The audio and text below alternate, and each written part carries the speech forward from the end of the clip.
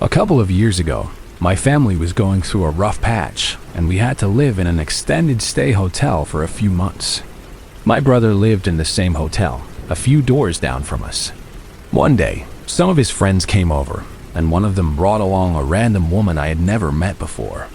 As they were leaving, she said hi to me by name. I thought it was weird, but she just said, "Sorry, I heard him say your name, so I figured I'd say hi too." I brushed it off. A little while later, I was standing outside my room, just getting some fresh air when the same woman came up to me and tried to strike up a conversation. I was weirded out that she still remembered my name. I kept my answers short, but she just kept talking and talking, until finally she invited me over to her apartment. I politely declined. Her response was, "Oh, come on, big guy. I'm lonely and I want some company." And lonely? That was another huge red flag. I declined again, and she got more insistent. "Look, just come with me, okay? I could really use some company." This time, I wasn't so polite. I just blew her off and went back into my room. Looking back, that was a mistake, because now she knew which room was mine. Sure enough, later that night, she showed up at my door. She was completely drunk. She started rambling about how I had stood her up, even though we had never made any plans. After some more drunken complaining, she said, "You can make it up to me by walking me to my room." I was so annoyed with her at this point, I just told her no. She got pissed and said that I owed it to her. I told her I didn't owe her anything and slammed the door in her face. She just stood on the other side of the door, screaming insults that I mostly ignored. The next morning, I woke up to a horrifying sight. She was asleep in the other bed in my room. I have no idea how she got in. I immediately called the front desk and told them about her. According to them, she had come down earlier and told them she was staying with me and had lost her key, and they had given her one. My mom came into my room right then, and the clerk must have heard her voice and realized they had screwed up. They told me security was on the way. My mom shook the woman awake and told her to get out. The lady responded with, "I ain't going fucking nowhere." Security finally arrived, but she still refused to budge. What finally made her leave was when one of the guards mentioned that if she didn't leave, they would have to call the police. She went pale and started freaking out, screaming, "No, don't call the cops. I'm already on probation. I'm begging you." She then ran out of my room and back to her own. For the rest of her stay at the hotel, she would give me icy glares whenever she saw me. Eventually, she got evicted for some other reason. I watched from my window as she physically fought with the police officers who were trying to remove her. She was a complete mess, and I just hope she got the help she desperately needed. But I'll never forget waking up and seeing a crazy, drunk stranger asleep in my room. Story 36. The man at the vending machine. I'm 19 now, but this happened when I was 13. It's something that still gives me the creeps to this day. My older sister, who was 15 at the time, my mom, and I were staying at a hotel while visiting relatives out of town for the summer. One afternoon, my sister and I went to the hotel's indoor pool with our 4 cousins to hang out. After a couple of hours of swimming, we all showered off in the pool's changing room and dried off. My sister and our cousins went back up to our room, but I told them I'd catch up with them in a minute. I had saved up my allowance and was going to the vending machine down the hall to get everyone some snacks and sodas. As I was standing in front of the machine, trying to decide what to get, an older guy approached me from behind. He looked to be in his late 20s. "Hey there," he said. "What are you doing?" I told him I was just grabbing some snacks for me and my family. He then said, "Oh yeah? You think you could get me one too?" I left my wallet in my room, but I'll pay you back, I promise. I told him I was sorry, but I was kind of on a budget. What he said and did next freaked me out completely.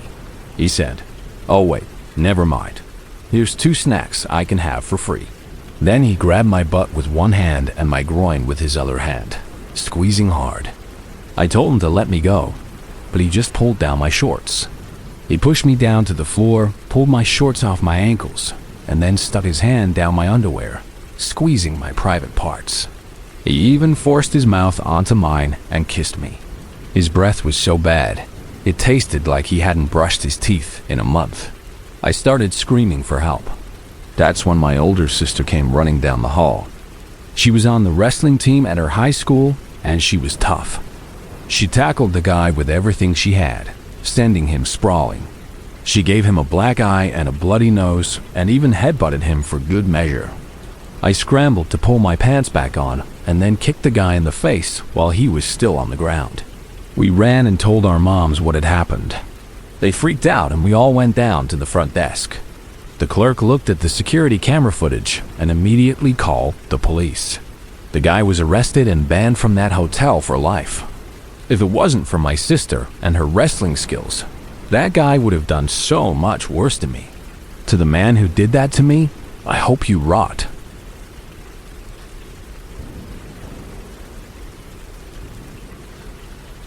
When I was 18, I thought I was invincible, like most teenagers do. I figured I could go wherever I wanted, with whomever I wanted, without having to check in with anyone. I was still living at my mom's house and didn't have a car, so I relied on friends for rides. This story is a stark reminder of how naive I was. One night, a friend of mine, let's call her Jess, invited me to a party. The original plan was that she would pick me up from my house and we'd go together. But a few hours before, the plan changed. She texted me saying the party had been moved to a different location and that her friend, a guy, would be picking both of us up. Red flags should have been going off in my head, but I was young and just wanted to go out, so I ignored them. I filled up a water bottle with vodka and a splash of juice, something I always did before going out. It allowed me to drink, but stay clear-headed enough to know what was going on around me. When the car pulled up, it had heavily tinted windows.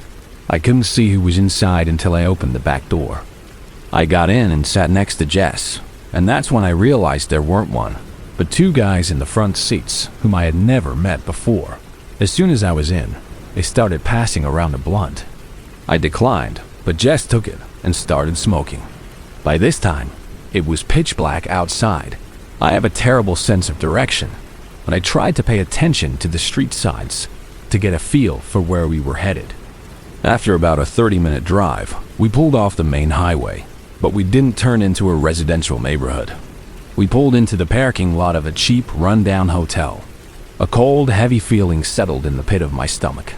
The two guys got out and went inside the hotel lobby, leaving Jess and me in the car. She was already pretty high and didn't seem to notice how strange this was. A few minutes later, the guys came back out and got in the car. The rest of the group canceled, one of them said, but we already got the room, so we can just drink there. My stomach sank. I knew this was a bad situation, but Jess was already intoxicated, and I couldn't bring myself to leave her alone with them. So, against every instinct screaming at me to run, I went with them up to the room. It had 2 double beds and smelled like stale smoke. We started drinking and playing some card games, and for a little while, things actually felt normal. It was a fragile illusion. Then they suggested we play truth or dare.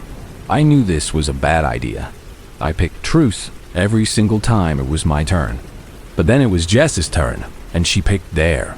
One of the guys dared her to make out with me. Jess, who was very drunk by this point, actually stood up and started to walk towards me. I immediately pulled away. She had been my friend since we were in kindergarten. I wasn't going to let these guys exploit her like that. That's when their friendly act dropped. They became more aggressive, pressuring us, telling me to just do it. I refused again and said I needed to use the bathroom. I locked myself in the small, grimy bathroom and immediately started texting another friend, telling her what was happening. I asked Jess through the door how long she'd known these guys. She slurred back that she had only known one of them, and they had only been talking online for a few months. This was the first time she had ever met them in person. A wave of nausea washed over me. I could overhear the guys offering to let her spend the night. She sounded uncomfortable, trying to politely decline. I was terrified that this was going to be one of those nights you read about in the news, where 2 girls just disappear. I leaned over the toilet and made myself vomit, making sure it was loud enough for them to hear. Jess immediately rushed over to the bathroom door. asking if I was okay. The guys just stared at us from across the room. I told Jess that they needed to get me some water. She, in turn, told them she was hungry and needed something to eat. After some convincing, the two guys finally agreed to walk to the convenience store across the street. The second the hotel room door closed behind them, I told Jess that we had to leave. Now, I explained how unsafe the situation was, how they had lied to us and were trying to isolate us. It took a few minutes to convince her in her drunken state, but she finally understood the danger we were in. We grabbed our things and ran down to the hotel lobby. I hid us in the public restroom and called an Uber for each of us. Her Uber arrived first. I watched her get in, telling her to text me as soon as she was home. A few minutes later, my Uber pulled up. As I rushed out of the lobby doors, someone grabbed my arm. It was one of the guys. "Where are you going?" he demanded, his voice cold. I lied and said my friend was coming to pick me up because I was sick. His grip only tightened. I was completely alone with him, and I was terrified. Luckily, my Uber driver saw the confrontation. He rolled down his window and just stared at us. As soon as the guy noticed the driver was watching, he let go of my arm. I scrambled into the car, and we sped away. I got home around 2 a.m. shaking but safe. I'm still haunted by what could have happened that night if I hadn't trusted my gut and found a way for us to get out of there.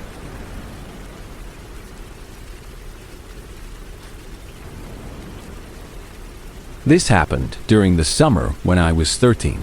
My mom and I lived in a block of flats, what Americans would call apartments, in a town just outside of Glasgow, Scotland. I should probably explain that in our area, the shared stairwell and hallway area right outside your front door is called the Close. It was a weekday morning during the school holidays. Around 10 a.m., my mom and I walked to the local supermarket to get groceries. We got back about an hour later, loaded down with shopping bags. As we pushed open the heavy main door to our block and entered the Close, we saw it immediately. The front door of the flat on the ground floor was wide open, and there was blood on the floor, a lot of blood. There were smeared streaks of it leading from the doorway into the flat. We both froze. My mom instinctively tried to shield me with her body, pushing me behind her as she cautiously approached the open door. Our flat was on the top floor, 4 flights up, but we knew the man who lived in this ground floor flat. His name was Mr. Henderson. He was a quiet, polite man who mostly kept to himself. We knew he had some addiction problems, but he had never caused any trouble for anyone. As my mom peered into the doorway, I peeked around her. At first, all I could focus on was the blood. Then I saw him. Mr. Henderson was sitting on the floor of his hallway, slumped against the wall, just inside his front door. "Are you all right?" my mom asked, her voice shaking slightly. He began to sob, a weak, gasping sound. I heard him mumble, "Please, help me." My mom put down the shopping bags she was holding and fumbled in her purse for her phone. She called for an ambulance, telling the operator that a man had been stabbed. It was at that point that I got a clearer view of Mr. Henderson. He was covered in blood, and the knife, a huge kitchen knife, was still sticking out of his stomach. He was holding onto the handle, but I couldn't tell if he was trying to keep it from moving or if it was just an involuntary reaction to the pain. He was whimpering, tears streaming down his sweaty, pale face. I had never seen anything like it in my life. I was in complete shock. The man managed to say something to my mom about how another man had stabbed him and then ran away. He kept apologizing, saying he was so sorry we had to see this, but he needed help. I can't remember if my mom stayed on the line with the 999 operator or hung up, but I remember what she did next. She looked at me and said, "Stay right here at the bottom of the stairs." Then she picked up a few of the shopping bags and carried them up to our flat. Now, I know some people might judge her for that, for leaving a dying man to put away groceries. But she told me later that she was just trying to clear the area to make sure the paramedics would have plenty of space to work when they arrived. When you're in a situation like that, your brain does strange things. I understood her reasoning. I stood frozen at the bottom of the stairs, still in shock. I remember deliberately trying not to stare at Mr. Henderson. In my 13-year-old mind, I thought that if I stared, it would make him feel worse, like I was judging him. And I was too scared to say anything comforting. I just stared at the floor, at the horrific amount of blood. I regret that now. I wish I had said something. Mr. Henderson was still conscious, but he looked exhausted. By the time my mom came back down, his head was lolling back against the wall, and he was struggling to keep his eyes open. When the ambulance and police finally arrived, it was a blur of activity. My mom and I went up to our flat and watched from the window as they carefully loaded Mr. Henderson onto a stretcher and into the ambulance. We found out later what had happened. The town was small, and gossip travels fast. Apparently, Mr. Henderson owed money to a drug dealer and had been avoiding paying it. The dealer had shown up at his door that morning demanding the money.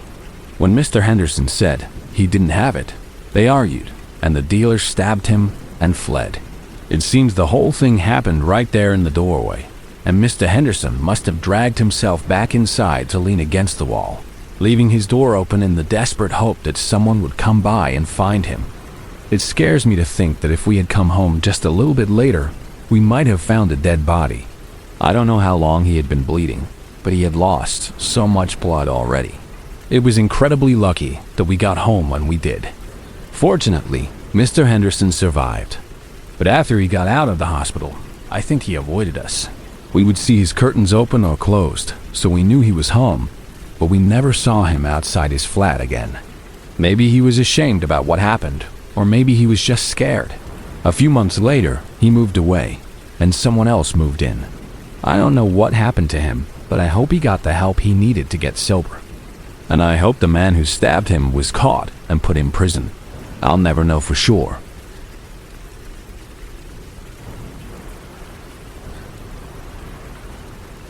My name is Leo, and I'm 16 now.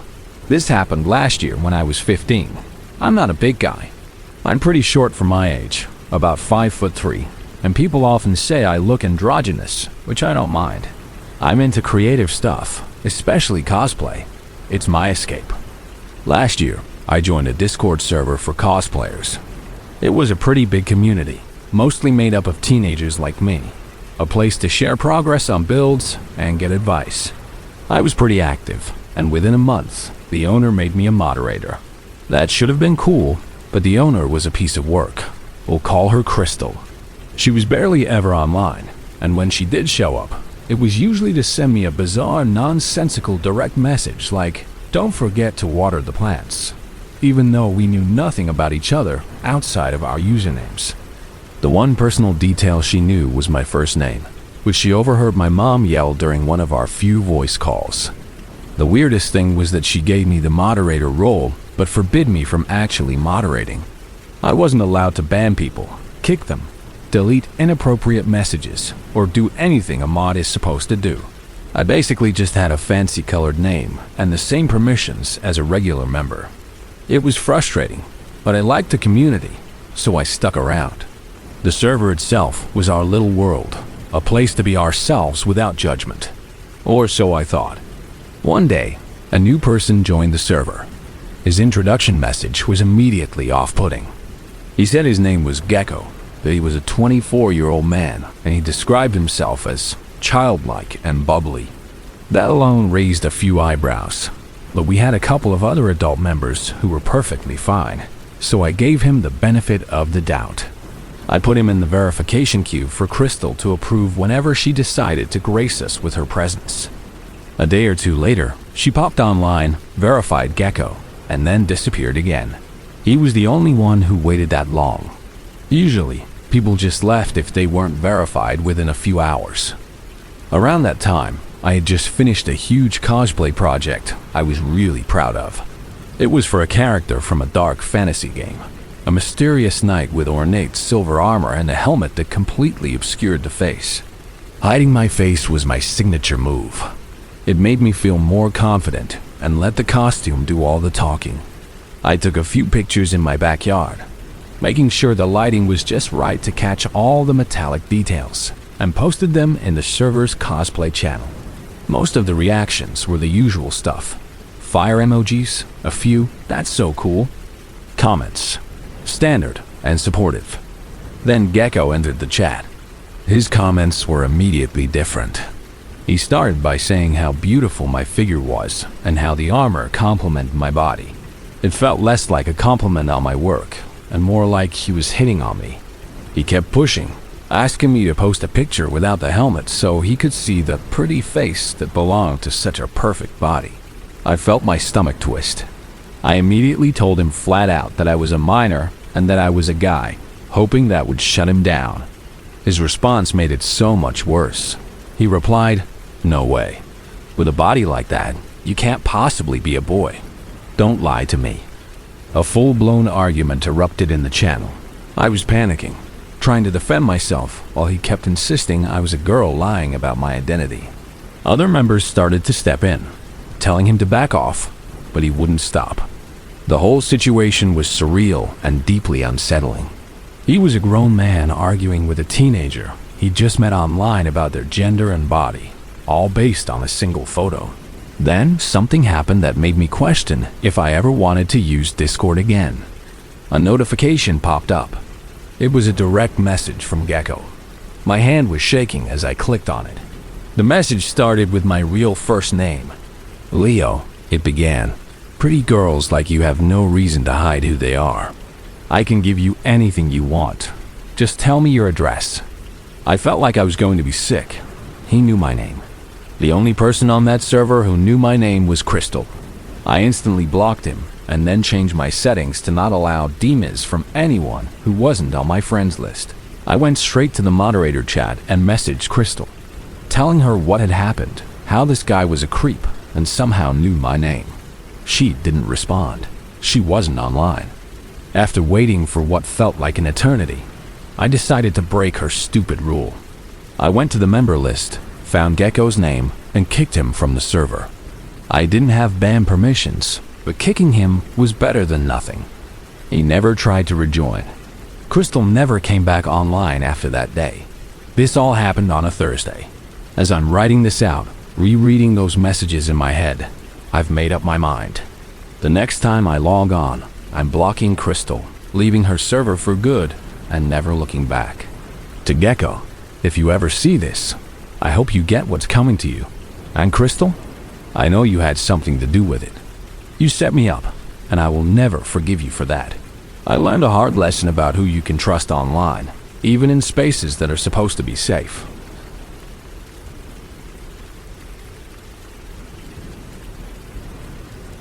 Before I begin, I want to make it clear that I understand that people go through mental health crises, and I have a great deal of empathy for that. However, no amount of personal pain can ever justify putting other people's lives in danger. This is a story about how close my boyfriend and I came to being collateral damage in someone else's breakdown. In the fall of 2019, my boyfriend Caleb and I moved into our first apartment together. It was a dream come true, even if the apartment complex was far from perfect. We had to deal with cockroaches, the constant smell of weed from our neighbors, loud music at all hours, and a general feeling of being unsafe. But it was our own place, and we made it a home. Things took a turn for the worse in September of 2020. New neighbors moved in across the hall and directly above us, right as my college classes went virtual due to the pandemic. We learned far more than we ever wanted to know about the tumultuous, drug-fueled relationship of our neighbors across the hall. After 9 separate calls to the police over several months for their violent, screaming fights, they were finally evicted after one of them stabbed the other during an argument. For me, that was a turning point. I no longer felt safe in my own home. With them gone, we were left with only one major problem: our upstairs neighbor. He would blast his music, usually heavy metal, starting at 2 a.m. and not stopping until 6 a.m. every single night. Caleb would go upstairs and politely ask him to turn it down, explaining that we both had to work in the morning. The guy would just laugh in his face and slam the door. This went on for a month. We sent endless emails and made countless phone calls to the apartment management, but nothing was ever done. One night, I had finally had enough. I marched upstairs myself and banged on his door until he opened it. I told him he needed to turn down the music. He just sneered at me and said he'd turn it down when he felt like it, then slammed the door. As I was standing there, fuming, the door across the hall from him, apartment 308, opened. A young woman, a mother, peeked her head out. "I know," she said, shaking her head tiredly. "My kids are trying to sleep, but this is all they can hear." I gave her a sympathetic smile and went back downstairs, feeling defeated. We moved out of that apartment in August of 2021. In July of 2022, I saw a familiar name in the news. Andrew Sumberg, our former upstairs neighbor, had been fatally shot by Minneapolis police after a 6-hour standoff in that same apartment building.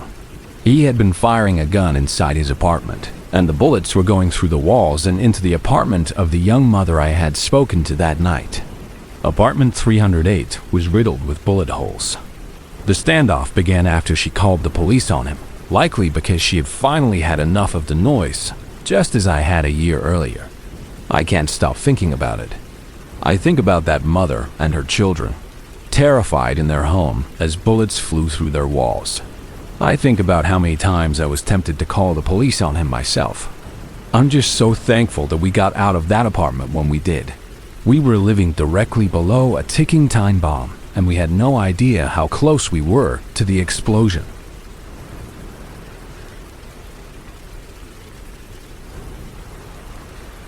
My name is Kevin. This happened on my 17th birthday, a couple of years ago. To celebrate, a few of my friends, Ollie, Charlie, and Sam, and I decided to go camping. We weren't going to a real campground, just a secluded wooded area we knew about, far away from any houses or roads. We packed everything we needed: a tent, camping chairs, a cooler full of drinks and food, and portable battery packs to keep our phones charged. We set up our campsite, got a small fire going, and started drinking and listening to music on a portable speaker. A few hours passed. It was completely dark, the only light coming from our fire and the stars above. Suddenly, Ollie turned down the speaker and said nervously, "Hey, did you guys hear that?" We all went quiet and listened. We didn't hear anything. We told him it was probably just an animal in the trees, a raccoon or an owl. Ollie was a little on edge after that, but we soon forgot about it and went back to our party. After a while, I needed to go to the bathroom. I told the guys I'd be back and wandered a good distance away from the campsite into the dark trees for some privacy. I should mention that I was a bit of a gym fanatic back then. I'm not a huge guy, only about 5'9", but I was pretty stocky and strong from years of working out. I had just finished up when I heard a loud twig snap right behind me. I jumped and whipped around, my heart instantly pounding in my chest. I couldn't see anything but darkness. I fumbled for my phone, my hand shaking, and turned on the flashlight. I shined the beam in the direction of the sound, and what I saw made my blood run cold. Crouched down behind a bush, not 20 feet away from me, was a man. He was wearing a weird, creepy baby mask, the kind with rosy cheeks and a disturbing, fixed smile. I started breathing heavily, my mind struggling to process what I was seeing. I slowly started backing away, never taking my eyes or the flashlight beam off of him. He slowly stood up, his head tilted to one side, staring straight at me through the mask's eye holes. I don't know how, but I could just sense that he had a sickening grin on his face behind that mask. I was so terrified I couldn't even scream for my friends. And then, without any warning, the man started sprinting at me full speed. It was pure instinct. As he got close, I threw a punch. I connected with the side of his mask, and the force of the impact sent him crashing into me. We both went down to the ground in a heap. He started hitting me, but as I said, I was strong. I managed to overpower him, shoved him off of me, and scrambled to my feet. I didn't wait to see what he would do next. I just ran. I ran as fast as I could, crashing through the underbrush, all the way back to our campsite. When I burst back into the clearing, my friends could see the terror on my face. "What's wrong?" they all asked, jumping up. I could barely speak. "We need to get out of here. Now," I gasped. "Like right now. Just leave everything and run." They didn't ask any questions. We all just abandoned our tent, our chairs, our cooler, everything. We sprinted through the woods to where Sam had parked his car, jumped in, and got the hell out of there. Once we were safely on the road, I told them what had happened. All the color drained from their faces. A year has passed since that night. We can laugh about it now, but I still get chills thinking about it. What was that guy doing out there in the middle of the woods, wearing a baby mask and stalking people? What would have happened if he had been stronger than me? Or if he had had a weapon? It's a question I'm glad I'll never have the answer to.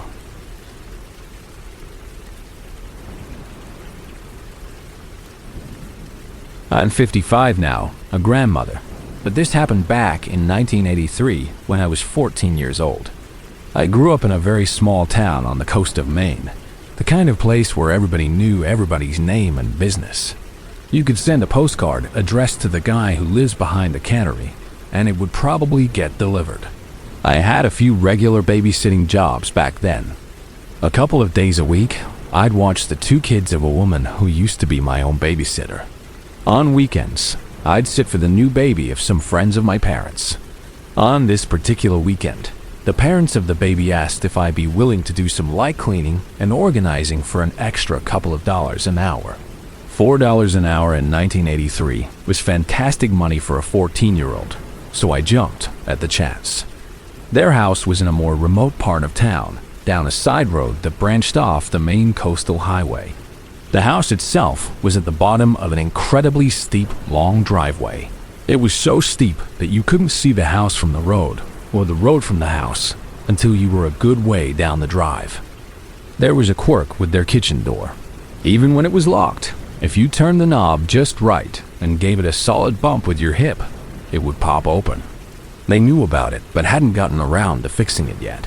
That night, I put the baby to bed, did my cleaning chores, and then settled in to watch a couple of movies on their television. Around midnight, I went to bed in the spare room. I was just on the edge of sleep when I heard noises coming from the living room. It wasn't the house settling.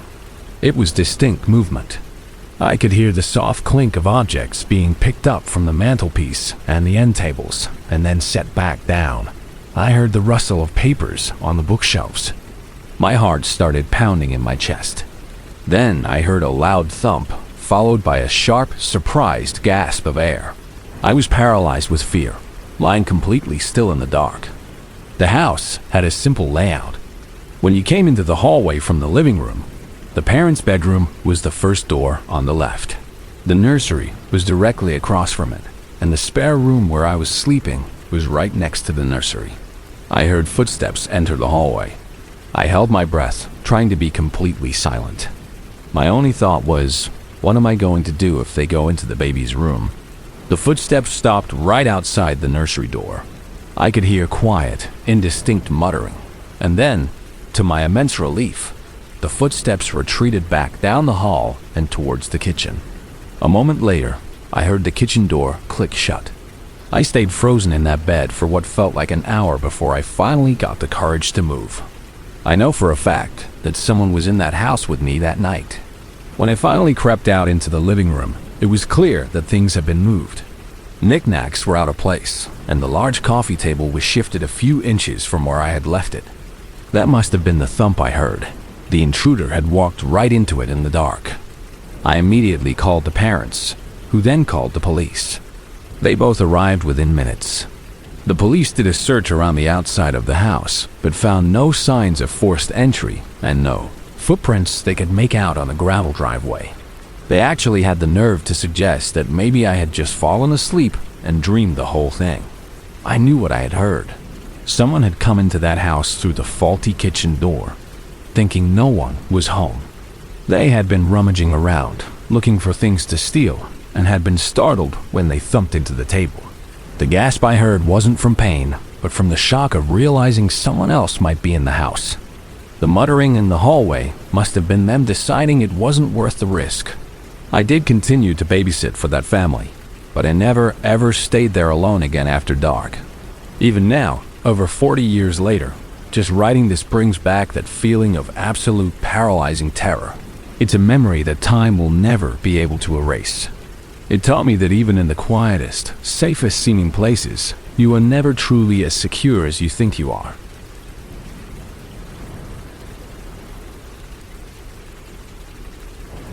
I want to tell you about how my Uncle Daniel lost his life. This is a hard story to tell, and a lot of it is based on the official version of events, a version I've never fully believed. It happened on the night of November 3rd, 2013, in Henderson, a suburb of Las Vegas. My Uncle Daniel was a complicated guy. He had a wild streak and had been in and out of trouble his whole life. In his younger days, he worked as a bounty hunter, which tells you a lot about his personality. He was tough, fearless, and didn't back down from anyone. But he also had a good heart under all that grit. At the time, he was in a volatile, on-again, off-again relationship with a woman named Jessica. That night, they had gone out to a bar. They were both drinking heavily, and at some point, they got into a huge argument. According to Jessica, when it was time to leave, she was so angry with him that she took his car keys and left him stranded at the bar. Daniel, wanting his keys back, started walking to her apartment. This is where the story becomes entirely hers, and it's a story that has never sat right with me or my family. Jessica claimed that she was terrified of him. She said she was so scared for her life that she didn't stay in her own apartment.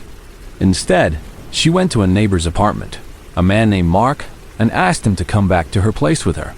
She also asked him to bring his gun. So, the two of them went back to her apartment and waited for my uncle to show up. They said that when my Uncle Daniel arrived, he was enraged and started trying to kick in her front door. They claimed he was screaming and yelling. Mark, the neighbor, yelled through the door that he had a gun and wasn't afraid to use it. Now, here's the first thing that doesn't make sense. My uncle used to kick in doors for a living as a bounty hunter. If he had really wanted to get through that door, he would have. The door would have been splinters, but he didn't. Apparently, after failing to kick in the door, my uncle went to a window and climbed inside. The moment he was inside the apartment, Mark told him not to take another step or he would shoot. Daniel, according to their story, held his hands up and stepped towards them, saying that all he wanted were his keys. He took another step forward, and Mark opened fire. He didn't shoot him once or twice. He shot my Uncle Daniel 11 times. One of the bullets was to his head. I should also mention that Mark, the neighbor, was ex-military, a trained soldier. He would know the difference between a warning shot, a shot to injure, and a shot to kill. 11 times is not self-defense. 11 times is an execution. Because my uncle had a criminal record, and because Jessica and Mark both stuck to their story of self-defense, no charges were ever filed. His death was ruled a justifiable homicide. But my family and I have always been haunted by the questions. If Jessica was so terrified for her life, why didn't she just stay at the neighbor's apartment?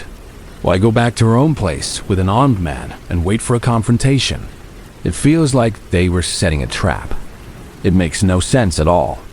Our suspicions only grew stronger a few months later when Jessica and Mark announced that they were in a relationship. They started posting pictures on social media together, looking happy. One picture, which my mom saw and will never forget, was of the two of them out in the desert, shooting at targets. They were smiling. So that's the story of how my uncle died. This year will be the 10th anniversary of his death. It still tears me apart inside to know that the two people responsible for his death are out there, living their lives as if nothing ever happened, while a huge part of my family is just gone.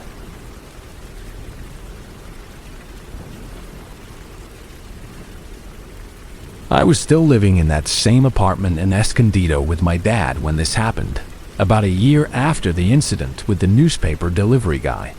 I was 25 and working full-time at the daycare center, which was just down the street from our apartment complex. It was only about a 15-minute walk, but my schedule was so packed that I usually drove. One day, my car was in the shop for some much-needed repairs, so I had to walk to work. It was a beautiful, sunny Southern California day, and I didn't really mind. The walk was actually quite pleasant. Once I crossed the main busy road, Center City Parkway, my route took me down a quiet side street that ran parallel to it. I enjoyed the peaceful walk, watching the cars zoom by on the parkway and looking at the scenery. The last stretch of my walk took me past an old, vacant sports bar that had been closed for as long as I'd lived there. I remember thinking to myself, when are they going to finally tear that place down? As I passed the empty building, I saw a person up ahead in the distance, walking towards me on the same side of the street.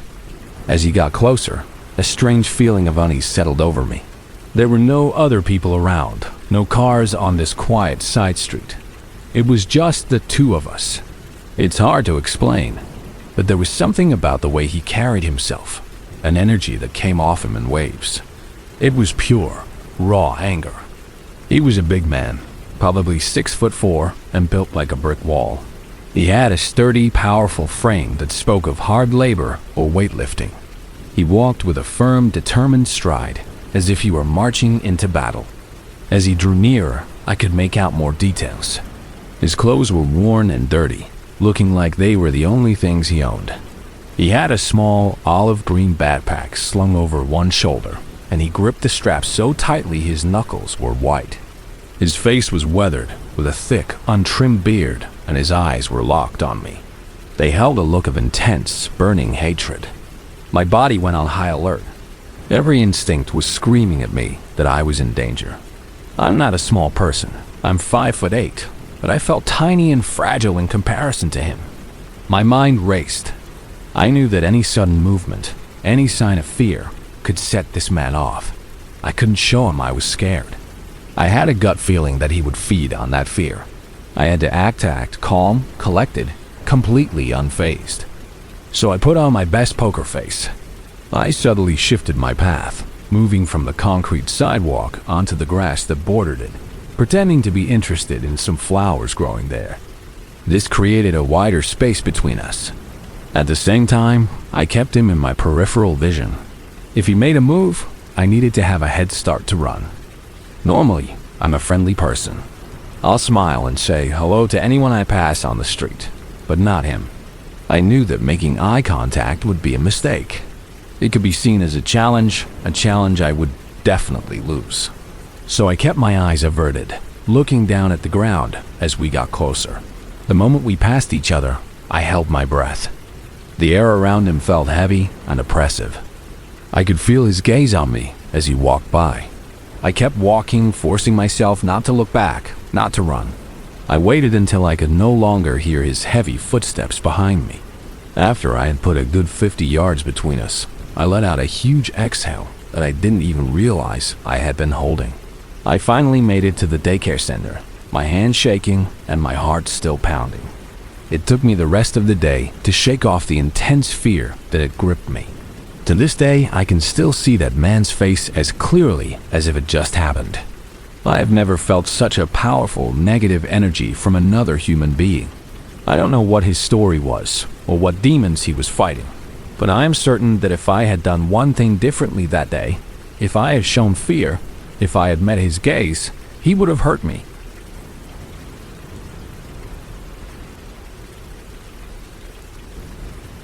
My name is Anna, and this happened in the summer of 1995.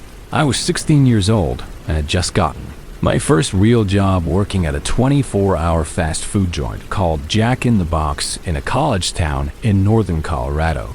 I was saving up money to buy my first car. I worked the overnight shift from 10 p.m. to 6 a.m., which was surprisingly busy, especially after the bars closed and all the college students came in for greasy tacos. For the first month, I worked with a guy named Nick.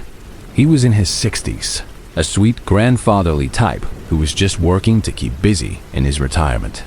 He was calm and kind, and if it wasn't for him, I don't know what would have happened to me. Then, my new boss started. His name was Chris. He was the son of the franchise owner and was being trained as the new shift manager for our location. He was about 25 or 26, much older than me, and I'll admit, I thought he was very cute. He had that kind of confident, outgoing personality that I found really attractive. I had a bit of a crush on him. Chris wanted to work the night shift with us for a few weeks to learn the ropes. He knew I was only 16, but he would still make comments that blurred the line. He'd compliment me on how nice my figure was or how I styled my hair. It made me blush, and I liked the attention. I didn't realize at the time what he was doing. Today, we would call it grooming. After about a week, Chris decided that he needed to work the night shift alone with me for extra training. He moved Nick to the morning shift. I was actually excited about it. I had a crush on Chris, and I was looking forward to spending more time with him. The shifts went by fast. He would blast Pearl Jam and Nirvana on the radio and talk to me about random things. He would ask me about my dating life, if I was seeing anyone, if I had ever dated an older guy. I was a very open and trusting person, and I told him way too much about my personal life. Come payday, things got weird. Normally, I would pick up my check from the day manager in the morning after my shift ended. But on this particular day, she wasn't coming in, so Chris was staying late to hand out the checks. I finished my shift and went upstairs to the small, cramped office to get my check. Chris was waiting for me. He told me to come in and lock the door behind me. I laughed nervously. Why do I need to lock the door? He wasn't smiling. I have something private to talk to you about, he said. The look on his face made me think I was in trouble, maybe getting fired. He told me that if I wanted my paycheck, I would have to do him a favor. I asked him what he meant. He said that I needed to come around the desk and get on my knees. I was in complete shock. You're joking, right? I asked. He just stared at me, his expression flat. If you want to get paid, you have to suck me off, he said. I know you want me. I know you won't say no. As he said this, he unbuttoned his pants, and I could see he was already exposed. He added that if I didn't do it, he would have me fired. His dad was the owner, so who would they believe? Him or some 16-year-old girl? I didn't know what to do. I needed this job. And, shamefully, a small, confused part of me was still thinking about my crush on him. He saw the panic and confusion on my face and suddenly softened his voice. He said he was sorry, that he shouldn't have threatened me. He said that instead, he would like to take me out to dinner and a movie, that he just really liked me and thought we could date. I was so overwhelmed. I didn't know what to think. I'm not sure if I can date you, I mumbled. But we can be friends. I don't know why I said that. I should have just quit right there and left. He handed me my check and asked if he could drive me home. I told him I had my bike and needed some time to think. The bike ride home was a torment. I kept questioning myself.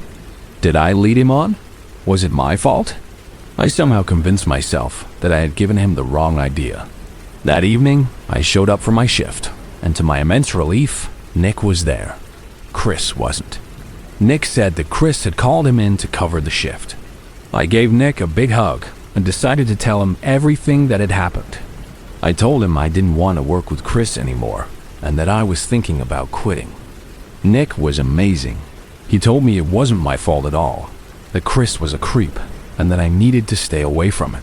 He said I should report him to HR, and that he would back me up completely.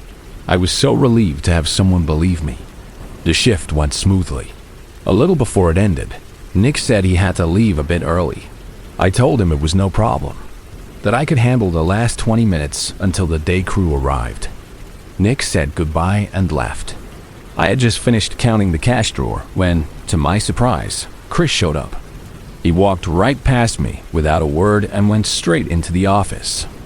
The morning person arrived, and I was getting ready to leave when Chris opened the office door and asked me to come in.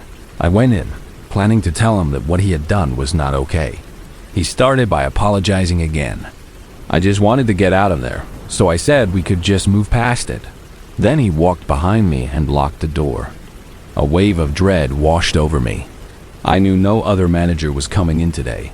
I was alone in a locked room with him. My brain finally clicked into place. I was in danger. Chris came up behind me and hugged me. I could feel that he was aroused. I told him I didn't like it, and that I needed to go home. He just held me tighter. "You've been nothing but a big tease," he whispered in my ear. "You want this." I started trying to struggle out of his grasp. "No, I don't. Let me go." I told him I would scream, but he just laughed and said no one would believe me. He said he would tell them I stole money and have me fired. Then he pushed me down onto the floor. I just froze. It was like my body shut down. He started kissing my neck, and he had almost gotten my pants unfastened when I heard a loud knocking on the office door. It was Nick. "Hey, Chris," he called out. "I saw your car outside. Is Anna still in there? Is everything okay?" Chris told me to be quiet. He yelled back to Nick that we were just talking about schedules. Nick's voice was firm. "Well, I think it's been long enough. Maybe you should open the door now." That spooked Chris. He let me go and told me not to say a word and to just leave. I scrambled to the door, unlocked it, and opened it. Nick was standing there, his face full of concern. He asked if I was all right.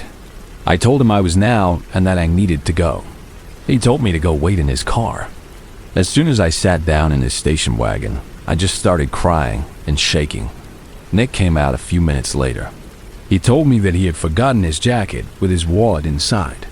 When he came back, he saw my bike was still there and Chris's car was there, and he just had a bad feeling after what I had told him earlier. He saved me. With his encouragement, I went to the police. It turned out a couple of other girls from another one of the owner's stores came forward and said Chris had done the same thing to them. He got fired, but he only got a slap on the wrist legally, some community service, since he never actually raped anyone. I quit that job and never looked back. I just hope he never got the chance to hurt anyone else.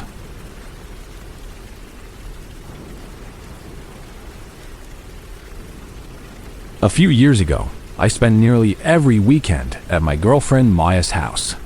For some context, Maya lived alone in a small house with her 5 rescue dogs.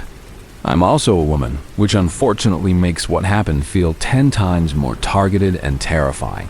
We lived in a part of Chicago that wasn't exactly the safest, but it was what she could afford.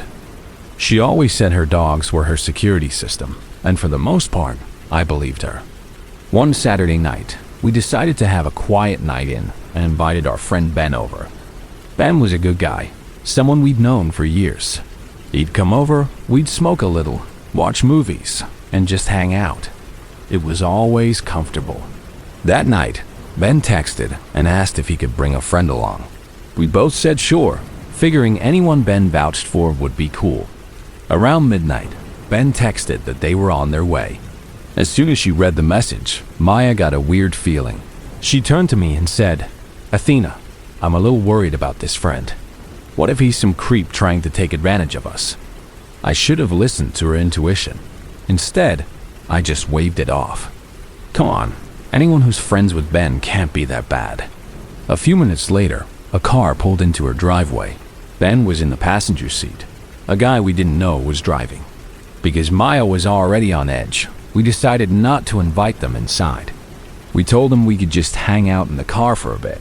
Ben was fine with it, but his friend, the driver, had a strange, annoyed look on his face. I got in the front passenger seat with this new guy, and Maya sat in the back with Ben. The guy stayed completely silent for the first 10 minutes while the 3 of us talked and caught up. Finally, he spoke up. "Oh, my bad. Name's Cole." I introduced myself, and Maya did the same from the back seat. Then, he said something so bizarre and out of line that it still makes my skin crawl. He looked at me, then glanced in the rearview mirror at Maya and said with a smirk, "Oh, you two are the lesbians Ben is always talking about, right?" I came along for that, if you know what I mean. The air in the car went completely still. We had just met this person, and he was already making disgusting sexual comments about my girlfriend and me. I looked at Ben, expecting him to say something, but he just laughed uncomfortably. "That's just Cole," he said. "He's just bold like that." Maya is very introverted and tends to shut down in situations like that. I'm the complete opposite. I would do anything to protect her. I turned to Cole and told him to shut his mouth, and that if he said anything like that again, he would never be welcome here again. He went quiet after that, and the rest of the hour was incredibly tense. Before they left, Cole asked for our Instagrams. Not thinking much of it, we gave them to him. It was a huge mistake. A couple of weeks went by. I was at my own apartment, scrolling through my phone on the couch, when a message notification from Cole popped up. I opened it. It said, "Hey Athena, I had a great time with you and Maya. Wondering if you wanted to hang out tonight." Maya's invited too, of course. I was out of weed and really wanted to smoke, so against my better judgment, I agreed. I called Maya and told her what was happening. She was immediately worried and told me to stay on the phone with her the whole time, but not to let him know she was listening. Cole picked me up about an hour later. Maya was still on the phone, her voice a quiet presence in my earbud. As soon as I got in the car, he asked where Maya was. I told him she was tired from a long day at work and was sleeping. He grinned. "Oh, so it's just us then. I like that. I always thought you were so beautiful, and damn, that body. I bet I've got something that could turn you straight real fast." I felt a surge of pure rage. I spit right in his face and told him where he could go. I hadn't even been in his car for 5 minutes. I got out, slammed the door, and went back inside my apartment, telling Maya on the phone that he had left. She was furious, but I told her it was fine. He was gone. I added Ben to the call to tell him what his friend had done. Ben's reaction was disappointingly mild. "I'm sorry, guys. He just says stupid stuff sometimes. I promise he won't do anything." Just as he said that, Maya's phone buzzed. It was a message from Cole. She read it out loud to us. "Maya, I love you. Please let me come over. I need to see you. I love you. Maya, I need you." She responded immediately. "What the hell? No, you're not coming over. Leave me alone." We all kind of laughed at how pathetic he was being, until his next message came through. "Fine, but I know where you live. And I know Athena isn't there with you right now." The laughter died instantly. Maya blocked his number, and we all started to panic. Ben insisted Cole was all talk, that he'd never actually do anything. Maya begged us to stay on the phone with her, and we agreed. We were trying to distract her, talking about random things, when she suddenly started screaming into the phone. "Oh my God, guys, he's at the door. He's at my door." Maya has a screened-in porch with a heavy wooden front door that has a small window at the top. She said she heard him tear through the screen and was now banging on the main door. Ben immediately said he was on his way to my apartment to pick me up. He only lived a few minutes from me. Maya, still on the phone, had locked herself in her bathroom. She was crying, telling us that Cole was trying to kick the door down. I told Ben to call 911 while I stayed on the line with her. The operator eventually connected with Maya, so she had to hang up with me. The silence was terrifying. When Ben and I got to her house, the front door was completely kicked in. The frame splintered. I had a knife from my kitchen, and Ben had pulled a gun from his center console. The police were still nowhere in sight. We rushed inside and found the bathroom door wide open. We ran to her bedroom and found her tied to the bed with her own pajama pants, gagged, with Cole on top of her, trying to pull her pants down. The moment Ben saw it, he raised the gun and yelled. Cole scrambled off her, begging us to forgive him. He looked at Ben and stammered, "She called the cops, man. They're going to arrest me." Ben just replied, "I'm the one who called the cops, you idiot." Cole lunged for Ben's gun, and I tackled him, holding my knife to his throat.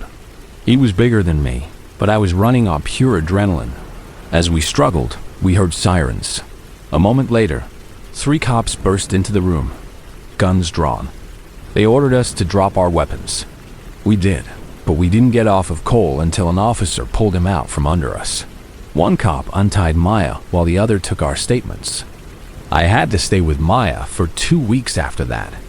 The PTSD was a nightmare.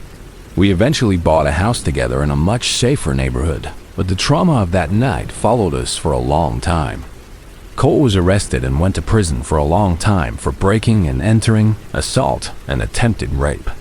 Maya and I are engaged now, but that night nearly broke us. To Cole, you are a monster, and I hope you rot for what you did to the woman I love.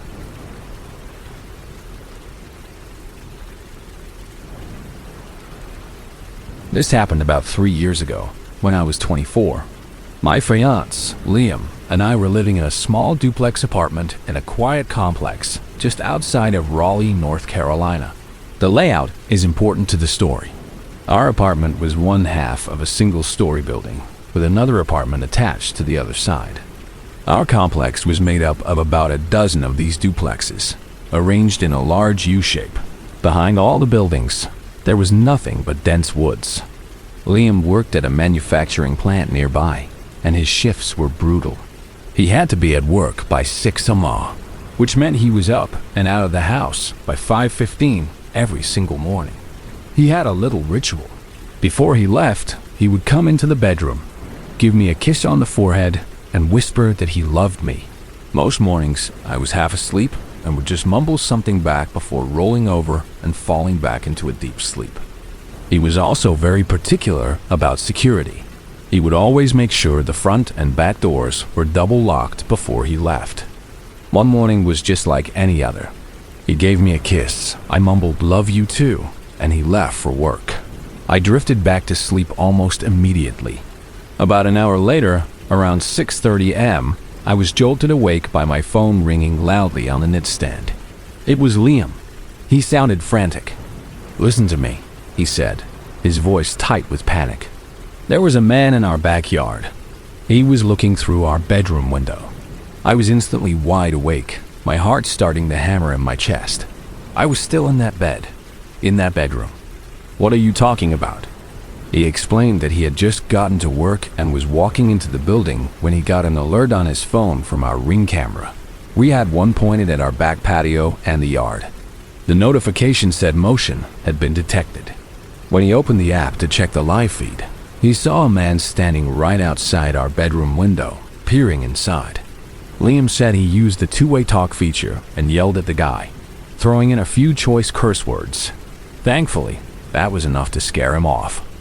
The man looked startled and quickly ran off into the woods behind the apartment. I was completely panicking.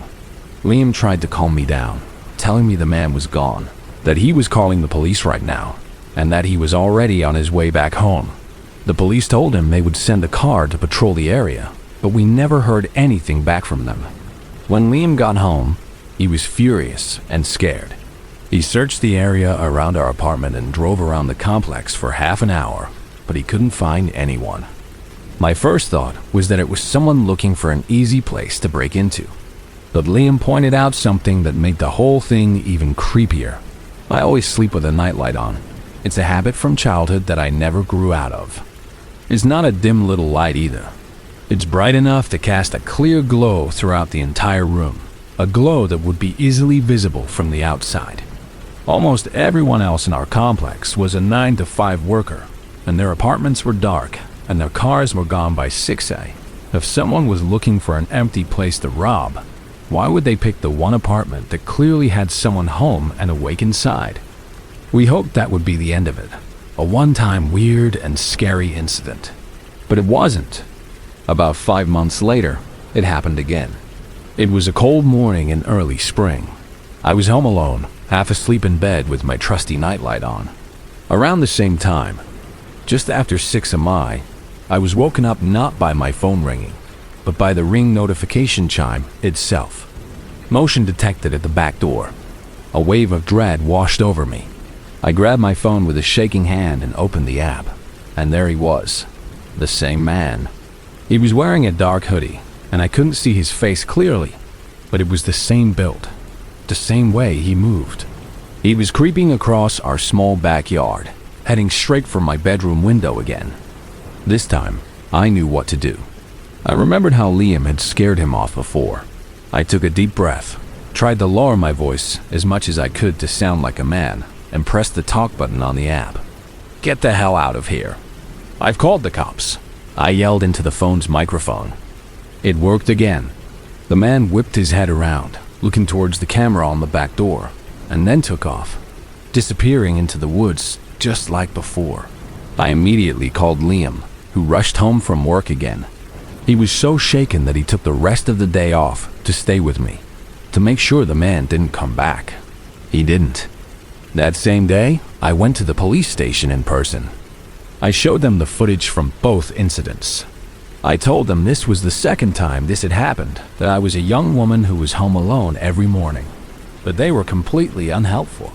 They told me that since the man hadn't actually broken any laws, he hadn't trespassed in the legal sense of a fenced yard, and he hadn't tried to break in. There was nothing they could do. They couldn't even file a report. It's been almost 3 years now, and we've since moved to a different city. Nothing similar has ever happened again. But I still think about that man all the time. What were his true intentions? Was he just a random creep, or had he been watching our apartment? Did he know my fiance's schedule? Did he know I was a young woman, alone and vulnerable in that house every single morning? I still get a jolt of anxiety every time my phone chimes with a notification. A leftover fear from those mornings spent watching a stranger watch me sleep.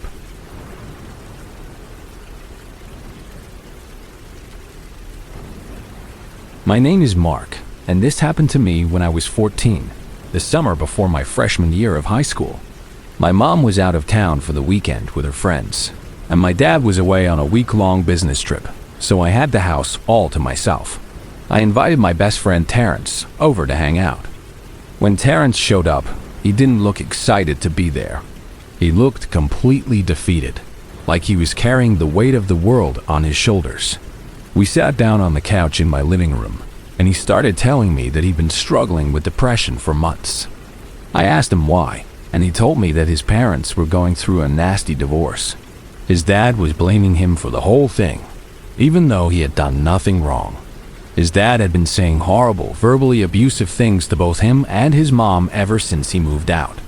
As Terrence told me all of this, he started to cry, really hard. He told me he just needed to get away from his house, away from all the fighting and the drama. I told him that I would always be there for him, that he was my best friend. I tried to comfort him as best I could. He asked if he could stay the night, and of course, I said yes. He seemed to relax a little after that, and he told me he was lucky to have a friend like me. Later that night, around 11:45 p.m., I was in my room putting some things away when I heard a deafening bang come from the living room. It was so loud it seemed to shake the entire house. I ran out to see what happened, and the sight that greeted me will be burned into my memory forever. Terrence was lying on the floor, surrounded by a pool of blood with a bullet wound in his head. I let out a scream that I didn't even know I was capable of. He had found my dad's handgun, which was kept in the nightstand drawer in my parents' bedroom, and he had shot himself. I dropped to my knees beside him, sobbing and hyperventilating, unable to catch my breath. I was just screaming his name over and over. I grabbed Terrence's phone to call his mom. Before I dialed her number, I saw that the last thing he did was send a text to his dad. It read, "Dad, this is all your fault. You put me through so much hell. I'm about to do something I should have done a long time ago. I want you to know that I blame you for this."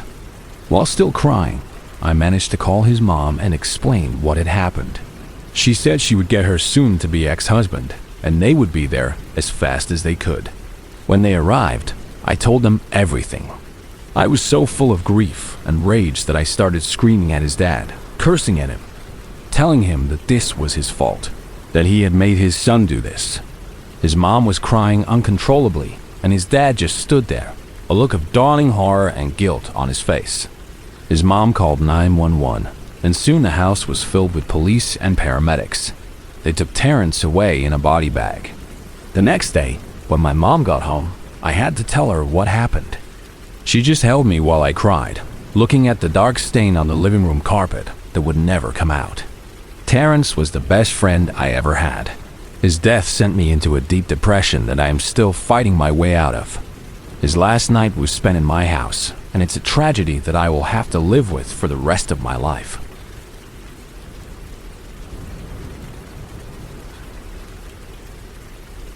This happened more than 10 years ago, during the summer when I was 15.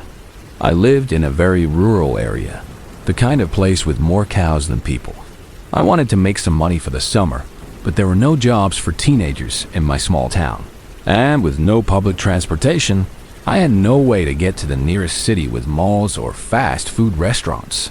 One day, I was looking through the local newspaper and saw an ad for a live-in babysitter. I called the number and a man answered. He explained that he was a divorced father with 2 young, school-aged children who were home for summer vacation. He needed someone to watch them while he was at work. He sounded friendly enough. He spoke to my mother on the phone, and to my surprise, she agreed to let me take the job. Looking back now as an adult, I seriously question her judgment in that moment and in many others. He came to pick me up and drove me to his house. During the drive, he told me that he was engaged to be married. He then casually mentioned that his fiancée was his former babysitter and that she was only a few years older than me. As a 15-year-old, I didn't fully grasp the implications of that. It didn't set off major alarm bells, but I did think it was strange that a woman who was practically my age would want to be with a man who was probably in his late 30s or early 40s. The house was a split-level home. The main living area and bedrooms were on the upper floor. The lower level had a family room and a single bedroom, which was assigned to me. Not long after I started living there, things got creepy. One night, after I had already gone to bed, he knocked on my bedroom door. I was immediately freaked out. I opened the door just a crack and asked him what he wanted. He was acting overly friendly, trying to be the cool adult. He asked me if I wanted to have a steak and a beer with him. I was 15. I just said no, waited for him to leave, and quickly shut and locked the door. I didn't understand the full extent of what was happening at the time, that he was a predator trying to groom me, just as he had likely groomed his fiancée. But I knew enough to feel that something was deeply wrong. He was creepy, the situation was unsafe, and every instinct in my body was screaming at me to get out of there. The next day, I told him I didn't want the job anymore and had him drive me home. Years later, I asked my mother, who was now in her 80s, if she remembered this incident. She did. She said the man had told her his fiancée was 19. I asked her why on earth she would let me, her 15-year-old daughter, go live in a strange man's house. She told me she had written up a handwritten contract that he signed, which stipulated that he had to install a lock on my bedroom door and that I was free to leave at any time I wanted. I know her judgment was terribly flawed, but that was her justification. It's chilling to think about how differently that situation could have ended if I hadn't listened to my gut feeling and left when I did. It taught me a valuable lesson. If a situation feels wrong, it probably is. You don't need a logical reason to leave. Your intuition is reason enough.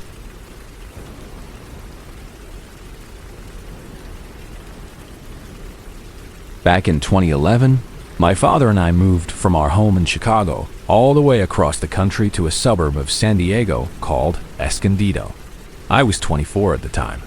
My dad had landed a great job as the head chef for a new restaurant opening up there, and I had managed to get a transfer to a local daycare center where I worked as a preschool teacher. After a long search, we found a nice apartment complex called Creekside Village. It was a big, sprawling place with well-kept grounds and, true to its name, a small creek running along the back of the property. We signed a lease for a 2-bedroom, 2-bathroom apartment on the second floor. My dad's room was at the front of the apartment, with a large window that looked out over the walkway and the parking lot. My room was on the other side of the unit, next to the kitchen. The moment we started moving in, we noticed something odd. There was a huge pile of newspapers stacked up right in front of our door, blocking the entrance. It looked like weeks' worth of deliveries. I gathered them all up, put them in an empty plastic crate we had, and moved them to the side so they weren't in the way. Later that day, once we had most of our stuff inside, I called the local newspaper company. I explained that we were the new tenants and that the previous resident must have forgotten to cancel their subscription. The person on the phone apologized and assured me they would stop the deliveries and send a delivery person by to collect the old papers. But the next morning, another newspaper was lying on our doormat, and the morning after that, another one. They kept coming like clockwork. I called the company again, speaking to the same manager, who was very apologetic. He promised again that he would handle it and told me to just leave the pile of papers where it was, under my dad's window, and the delivery boy would pick them up soon. A couple of days later, the situation took a very dark turn. It was very early in the morning, around 4, and my father is an extremely light sleeper, a habit from years of getting up before dawn for his chef jobs. He was lying in bed when he heard the familiar sound of a car pulling up to the curb outside our building. He heard the thud of a newspaper hitting our front door. But this time, Something was different. The car didn't drive away. The engine was cut, and everything went silent. My dad lay there, perfectly still, listening. He heard the faint sound of a car door closing, and then very slow, quiet footsteps coming up the 2 short flights of concrete stairs to our level. The footsteps stopped right outside his bedroom window. He could tell someone was standing there because their body blocked the light from the porch lamp above, casting a large, human-shaped shadow against his closed blinds. My dad remained silent, watching the shadow. Suddenly, the person moved. He heard a soft scraping sound. The person was trying to pull the screen off his window. It wouldn't budge. My dad could hear quiet, frustrated grunts of effort. Then he heard another sound, a metallic scraping. The person was using some kind of tool, maybe a screwdriver or a small crowbar, trying to wedge it into the corner of the window frame to pry the screen off. That's when my dad sprang into action. He quietly but quickly got out of bed, intending to run to the front door, fling it open, and catch the guy red-handed. But he wasn't fast enough. By the time he reached the front door and unlocked it, the guy was already scrambling down the stairs. My dad threw the door open and saw him jump into an older model sedan and speed off. My dad stood on the walkway in his pajamas, yelling curses at the disappearing car. He was only able to get a general make and model, but no license plate and no clear look at the driver. The commotion jolted me awake. I ran out of my room into the living room just as my dad was coming back inside, slamming the door shut. What the hell just happened? I yelled, my heart pounding. The damn newspaper delivery guy tried to break into my bedroom window, he said, his voice shaking with anger. He must have seen the pile of papers and thought the apartment was vacant. He was trying to rob us. I was in shock. The delivery guy? You've got to be kidding me. I went over to the window and looked at the frame. There was a clear dent in the corner where he had tried to pry the screen off. A little more force and it would have popped right out. Later that morning, as soon as their office opened, I called the newspaper company again. This time, I asked for the head supervisor. I explained the entire situation, my previous phone calls, everything. Then I put my dad on the phone and he yelled at the supervisor, giving him the make and model of the car and demanding they do something about it. The supervisor was shocked and horrified. He promised a full investigation and said he would follow up with us as soon as they figured out who the driver was. He even told us to just keep the newspapers. We waited and waited, but we never got a follow-up call. The newspaper deliveries stopped, but we never heard another word from the company. No apology, no explanation. We never found out if that guy was caught or fired. But it taught us a valuable lesson. A pile of uncollected newspapers isn't just an inconvenience. It's an open invitation to criminals, telling them that nobody is home.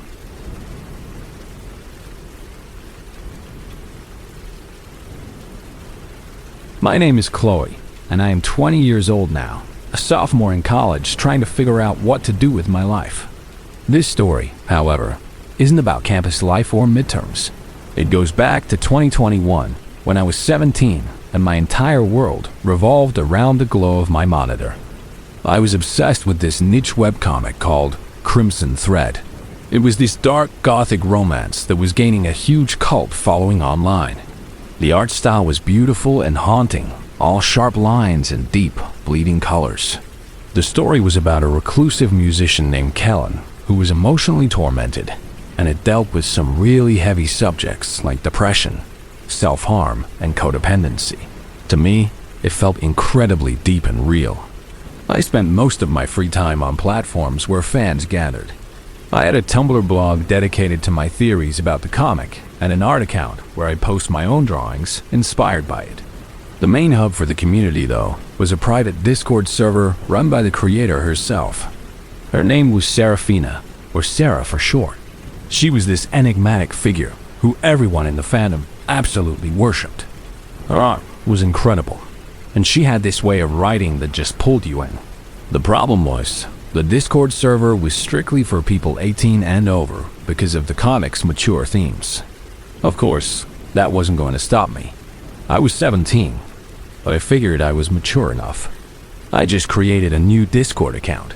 slapped a fake birthday on it that made me 21, and paid the $5 monthly fee on her creator page to get access. A few hours later, an invitation link landed in my inbox. I felt so smart, like I had cracked some secret code. I had no idea what I was really getting myself into. At first, it was amazing. I was in a community with hundreds of people who loved the same thing I did. I made a few online friends right away. I told them I was a 21-year-old art student to keep my story straight, and nobody questioned it. I was just happy to have people to talk to who understood my obsession. I even got to interact with Sarah herself. She was surprisingly active on the server, often popping into voice chats to talk with her fans while she worked. She seemed so cool and down to earth, always asking for feedback and genuinely listening to what people had to say. She had a small team helping her, a couple of writers and a colorist, and they were all pretty active too. Things started to get strange one evening when I joined a voice chat where Sarah and two of her team members were just hanging out. I listened for a while, too nervous to speak, before I finally worked up the courage to ask a question about Callan's character motivation in the latest chapter. She answered it thoughtfully, and then she laughed a little and asked for my username. I told her, and she said, "You have such a sweet voice. You sound so young and full of passion." I felt a weird mix of flattery and unease. The way she said young felt charged with a strange excitement. I just brushed it off, laughing and saying that people told me that all the time. After that conversation, my direct messages started blowing up with other fans asking what it was like to talk to her. I had never been popular, so I soaked up the attention. I should have seen that as the first warning sign. The next afternoon, I logged on after school and saw a private message from Sarah. My heart jumped into my throat. The creator of my favorite comic wanted to talk to me, one-on-one. The message said that she really liked my insights on the story, and that I seemed like a really thoughtful person. She invited me to a smaller, private chat with her and a few of her inner circle friends. I immediately said yes. A few minutes later, I was in a voice call with her, one of the comics writers, and a guy who did merchandise designs. The conversation was casual at first, just talking about art and stories. Then, out of nowhere, Sarah asked me, "So, Chloe, are you really 21? My blood ran cold. I tried to lie, stammering about how I just have a high-pitched voice, and people always tease me about it. She didn't buy it. She moved me into a private call, just the two of us. Her voice was calm but firm. "Be honest with me. You sound like a teenager." I was terrified of getting kicked out. I had made friends, and I love being part of this community. I finally broke down and told her the truth, that I was 17. I begged her not to ban me, explaining how much her work meant to me. There was a long, heavy silence on the other end. I thought for sure she was about to block me. But then she said, "Well, since you're such a big fan, I guess I can make an exception. This will be our little secret, okay? We should talk more, get to know each other better." I was so relieved that I didn't stop to think about how weird that was. I just agreed. From that day on, Sarah and I talked almost every day. It started off innocent enough. She'd ask about my day, how school was, when I thought of the latest updates. But then I happened to glance at her profile one day and saw her real age listed, 38. A 38-year-old woman taking such a special interest in a 17-year-old girl felt off. The questions started to get more personal. She started commenting on how cute my voice was again. Then she asked if I was seeing anyone. Then she asked if I'd ever considered being with women. I was still figuring myself out at that age, and her questions made me incredibly uncomfortable. I tried to change the subject, but she would always steer the conversation back. It was like a slow, constant pressure. I told her that her questions were too personal, and she'd back off for a day, acting all cheerful and friendly, before starting to probe again. It was mentally draining. The real terror hit one afternoon when I got a message from her that said, "Hey, I notice you don't live too far from me. I'm going to be at Crimson Con in a couple of months, and I remember you said you went last year. We should meet up." I had never, ever told her what state I lived in, let alone my city. My hands started shaking as I typed back, asking how she knew. She replied instantly, saying one of the friends I'd made on the server, someone I thought I could trust, had told her my general location. My stomach felt like it was full of ice. Before I could even process that, she sent another message. I can even buy your ticket for the con and get you a hotel room right next to mine. We could hang out the whole weekend, promote the comic together. I didn't reply. I was completely frozen. This had gone from a weird online friendship to something terrifying. The final nail in the coffin came when I did some digging and found an old social media profile of hers. She was married. This 38-year-old woman, who was married, was grooming me. I decided to confront her about it, just to see what she would say. I messaged her, "Does your husband know you're talking to me like this?" Her reply came back almost instantly. "Of course he does. He'd love to meet you too. He thinks you're just as interesting as I do." That was it. That was the last straw. I left the private chat, left the main server, and blocked her, her husband, and every single person from her inner circle. I shut down my computer and didn't go online for a week. When I finally logged back on, my inbox was flooded with messages from some of the other fans. It turned out I wasn't the only one. A few others had similar stories. Apparently, Sarah and her husband had a reputation for seeking out younger, vulnerable fans. They had even been in an open relationship with another teenager a few years prior, when Sarah was in her early 30s. They cut ties and covered it up as soon as they thought they might get caught. Realizing I had narrowly escaped being another one of their victims made me sick. Please, if you're online and you find a community that seems perfect, be careful. If someone starts paying you special attention and it feels too good to be true, it probably is. People will take advantage of your passion for their own sick reasons. Be safe out there.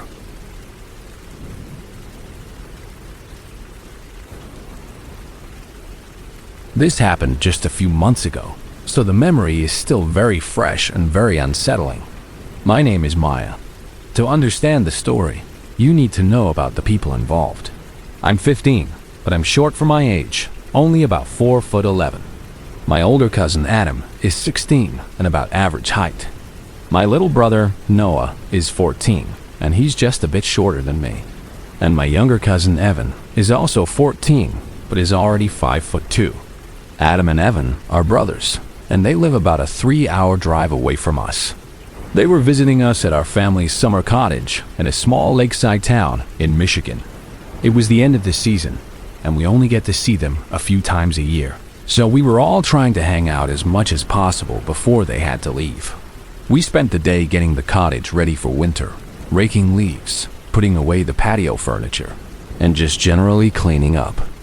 Adam had the brilliant idea of taking all the empty bottles and cans we had collected over the summer to the store to return them. In Michigan, you get 10 cents back for every can and bottle, so we figured we could make enough money to buy some energy drinks and snacks. Since we're all teenagers, none of us can drive. We decided to walk to the grocery store, which was about a mile away. After returning the bottles and buying our drinks, we were standing around in the store's mostly empty parking lot, trying to decide what to do next.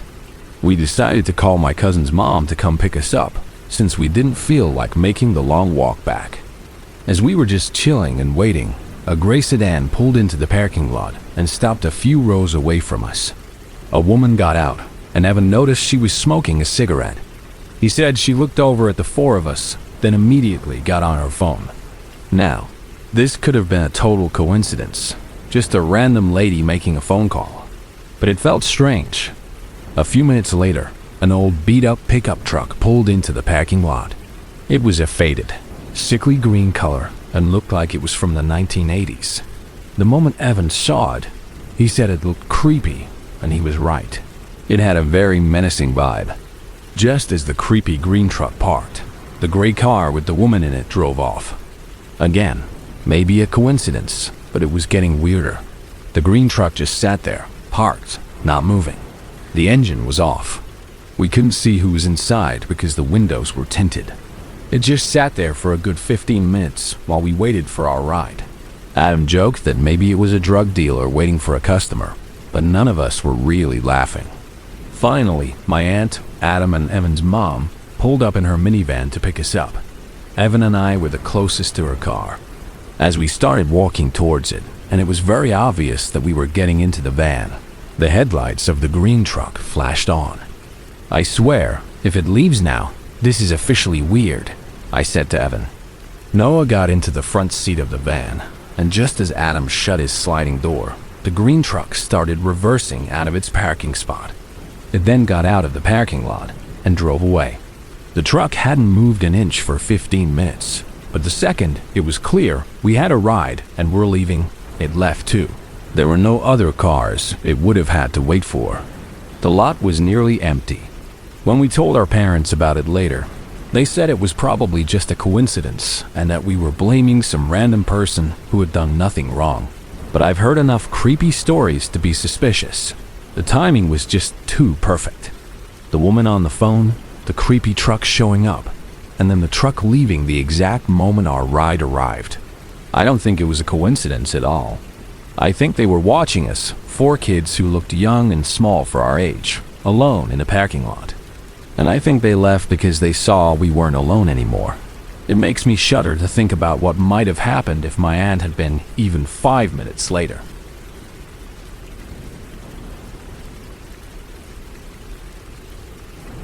My name is Sarah, and I'm 25 now. This story is from the summer of 2018, when my husband, Bruce, and I were both 19 and just started dating. We grew up together in a small town in rural Alabama, the kind of place where everyone knows everyone else's business. Because we grew up together, he knew my family really well. One weekend, my mom invited us to a small cookout at one of her childhood friends' houses. It was a casual get-together. Just a few of her friends and their kids. Bruce and I were the only young adults there, so we mostly ended up watching the younger kids while the adults drank and socialized. The house was a large double-wide trailer on a big piece of land, with plenty of space for the kids to run around. I was sitting on the porch watching my little sister, who was 9 at the time, play with the other children. That's when my mom's friends introduced her to a new guy they had brought along. He introduced himself as Brian. He was tall and kind of muscular, with short gray hair and a mustache and beard that looked weirdly similar to Hulk Hogan's. His skin was dark and leathery, the way older men who work outside in the South often look. My mom's friends explained that the husband had befriended Brian at his job at a local farm co-op. At first, things were fine, but as the night went on and the alcohol flowed, Brian started getting really creepy with my mom. He made suggestive comments about her body, looking at her in a way that made everyone uncomfortable. My mom's boyfriend was clearly getting angry, and so was Bruce. Whenever I was outside with the kids, I would catch Brian staring at me. He even came over and asked me how old I was. When I told him I was 19, he just smiled in a way that made my skin crawl. Bruce saw the whole interaction and gave me a look that said, "This guy is not right."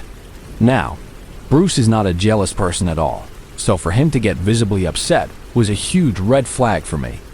I thought Brian was just a standard creep, the kind you unfortunately run into at parties sometimes. But then I noticed him watching my 9-year-old sister. The way his eyes followed her as she played sent a chill down my spine. This wasn't just a guy being inappropriate with adult women. He was watching a child. The night escalated quickly after that. He made a few more lewd comments towards my mom and me, and that's when my mom's boyfriend snapped. He started yelling at Brian, calling him a pervert and telling him that if he didn't leave, we would. After a heated exchange, my mom's boyfriend just told us all to get in the car. We were leaving. It was a chaotic scene, all of us scrambling to get into our SUV while 2 grown men were shouting at each other. Bruce was already in the driver's seat, and as soon as my mom's boyfriend was in, Bruce peeled out of that long gravel driveway, and we headed back to my mom's place. The entire car ride home, my mom and her boyfriend argued. She thought he had overreacted. At the time, a small part of me did too. That was until a year later.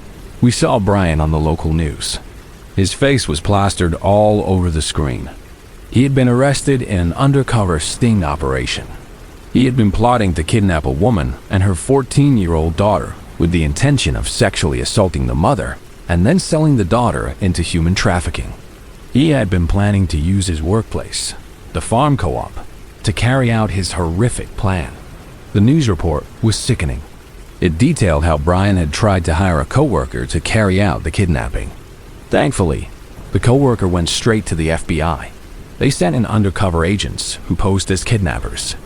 Brian met with them, gave them photos of the mother and daughter, and paid them a down payment. He showed them a trailer at the co-op that he had outfitted with a mattress and restraints. He had even put down plastic sheeting to make cleaning up the bloody mess easier. He boasted that he was going to sell the girl to a pimp he knew in Memphis for thousands of dollars because she was a young, clean virgin. He had a whole depraved plan to torture and murder the mother and then bury her body under a nearby bridge. When the police arrested him, they found a loaded pistol in his truck. It turned out he was already a convicted felon and wasn't allowed to own a firearm. He was sentenced to 30 years in federal prison. I felt physically ill watching that news report. My mind went straight back to that cookout. I realized that my husband and my mom's boyfriend hadn't overreacted at all. Their protective instincts had been spot on. I can't stop thinking about what might have happened if we had stayed longer that night, if we had been drinking too. What if his attention had shifted more fully to me, my mom, or even my little sister? That day, I learned that monsters are real, and they can be standing right next to you at a backyard barbecue. If your gut tells you something is wrong, listen to it. If someone you trust tells you it's time to get out of a situation, don't argue. Just go. It could save your life.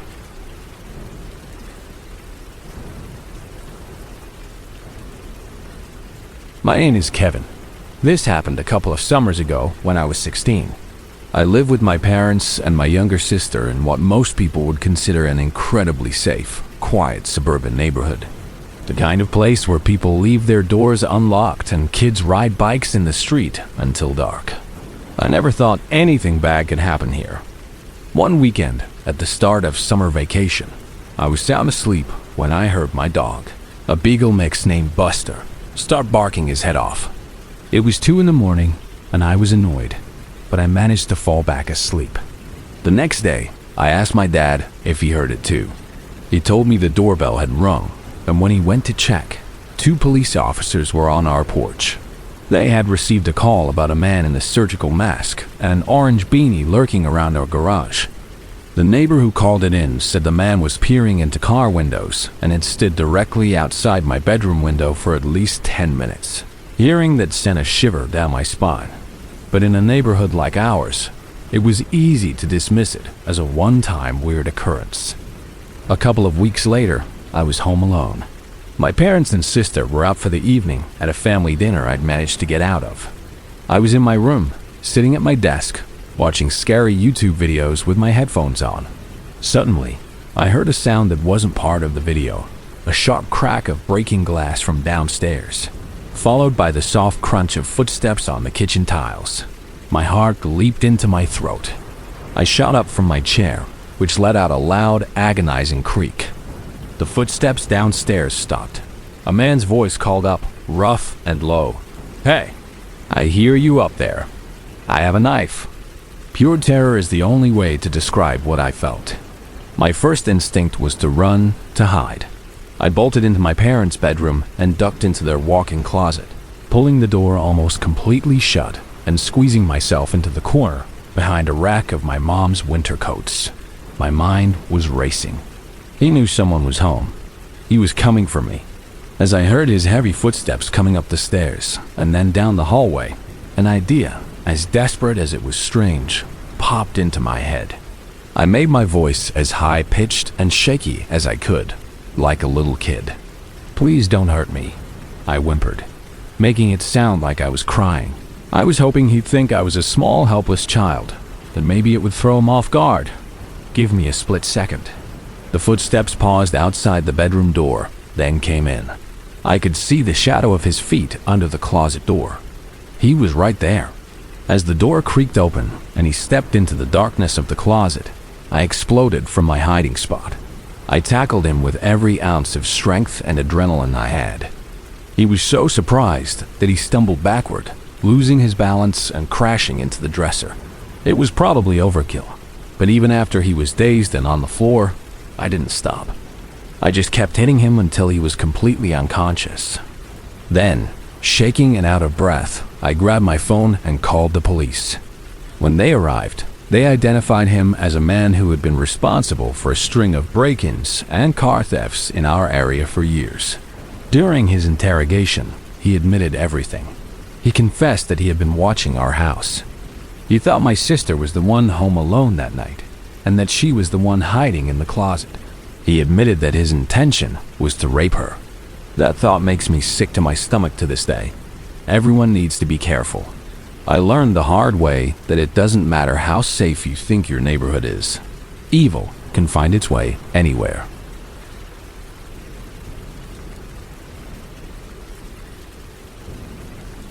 You truly never know who you're standing next to, what pressures are building up inside them until they finally snap. I've been told over and over again in the last few years how lucky I was. Lucky that I trusted my gut. Lucky that I wasn't there when everything fell apart. My name is Maya, and this is the story of how I befriended a man who would go on to murder his own parents. Back in 2020, my life was in a state of chaos. My marriage had just ended, and I found myself moving to a new city, needing a completely new career. I ended up enrolling in a local trade school for massage therapy. If you've never been around a group of massage therapists, let me tell you, they are a wonderfully weird and eclectic bunch, but none were as strange as the man I met there. His name was Marcus. I started in the fall semester, and he joined in a new group for the winter term. We weren't in the same class, but he was impossible to miss. He had a shaved head, and always, without fail, wore dark sunglasses indoors and out, claiming he had a severe sensitivity to light. Part of our curriculum involved running a student clinic, where people from outside the school could come in for discounted massages to help us practice. Before we worked on the public, we had to do a mock clinic with students from the other classes acting as our clients. Of course, with my luck, I was paired with Marcus. He seemed normal enough at first, even friendly. He liked to talk during the massage, which was fine by me.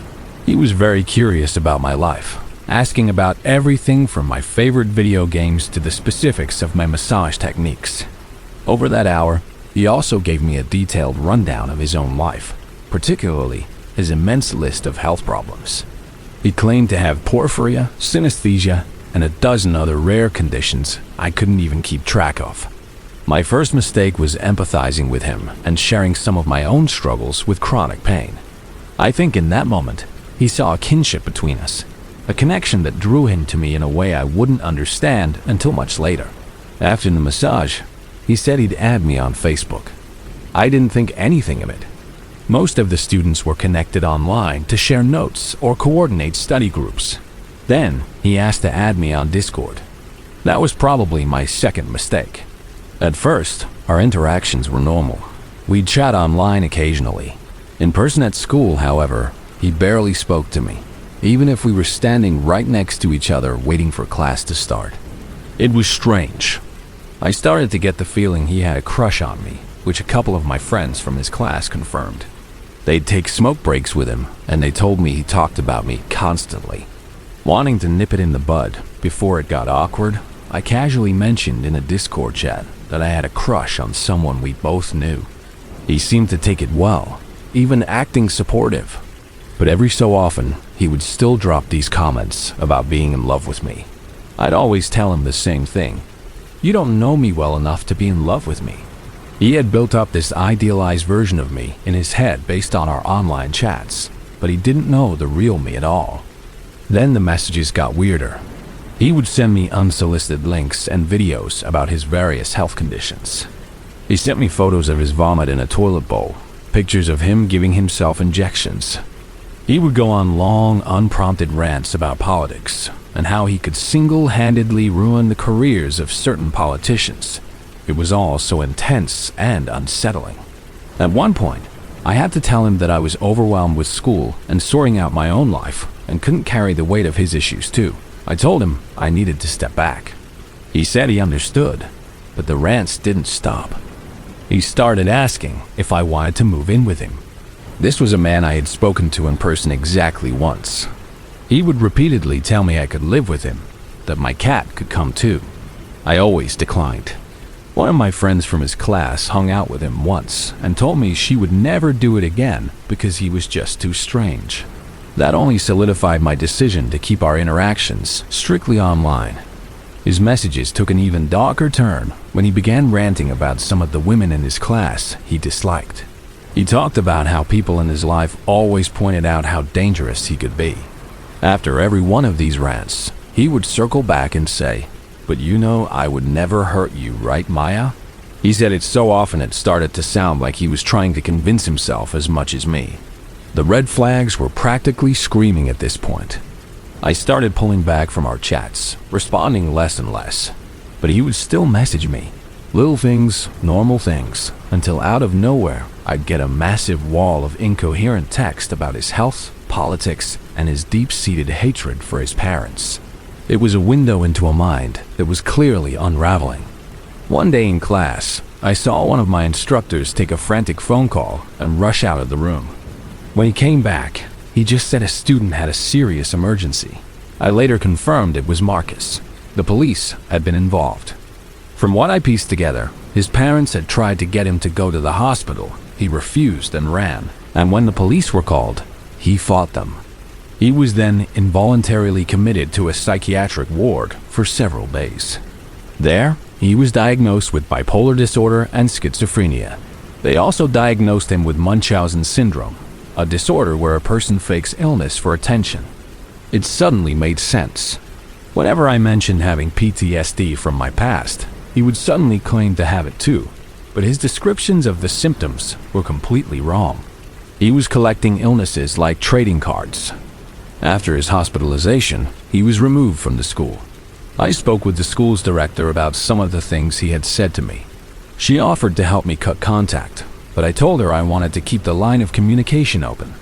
I was afraid of what he might do, and I felt a strange responsibility to keep an eye on him, to warn the school if I thought he was going to show up and hurt someone. With medication, he seemed to stabilize. He was even allowed back into the school to restart the program after I had already graduated. I didn't realize he was back until I brought in a cake for the new students. He just stood there and smiled at me. We didn't talk much after that. Then the pandemic hit. The school went to online classes, and he started messaging me more frequently.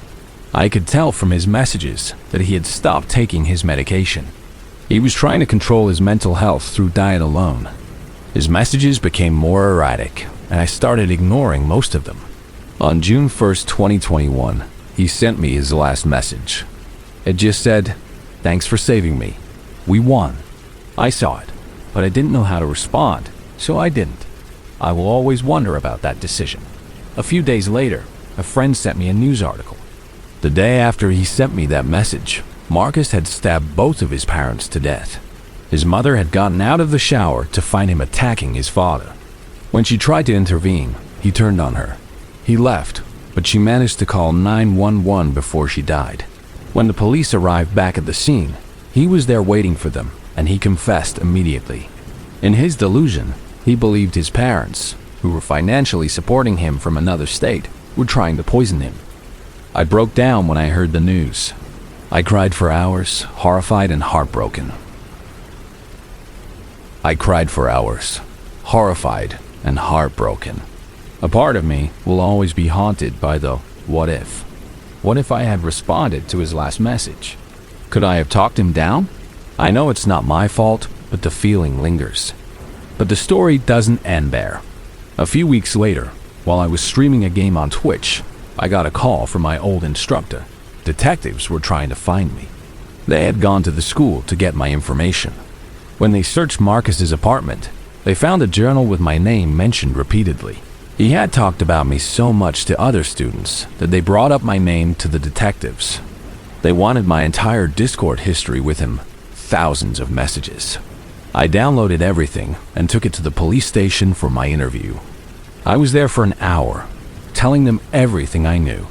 The lead officer walked me out and told my friend who had come with me for support, that it was rare to see someone with the foresight to keep tabs on a dangerous person while maintaining a safe distance. The addendum to this story came months later.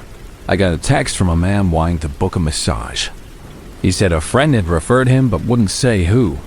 I got a weird feeling and looked him up online. He had just gotten out of prison. I told him I needed to know who sent him. He told me it was Marcus. They had met in prison during a Bible study group. Marcus told him how great my masseurs were and gave him a letter to give to me. The man apologized and said he wouldn't have contacted me if he knew the real situation. I don't know what happened to the letter. Even from prison, years later, he was still trying to reach me. This story isn't about being stalked or attacked. It's about how terrifyingly close you can be to someone on the verge of breaking, and how you have to trust your instincts, always.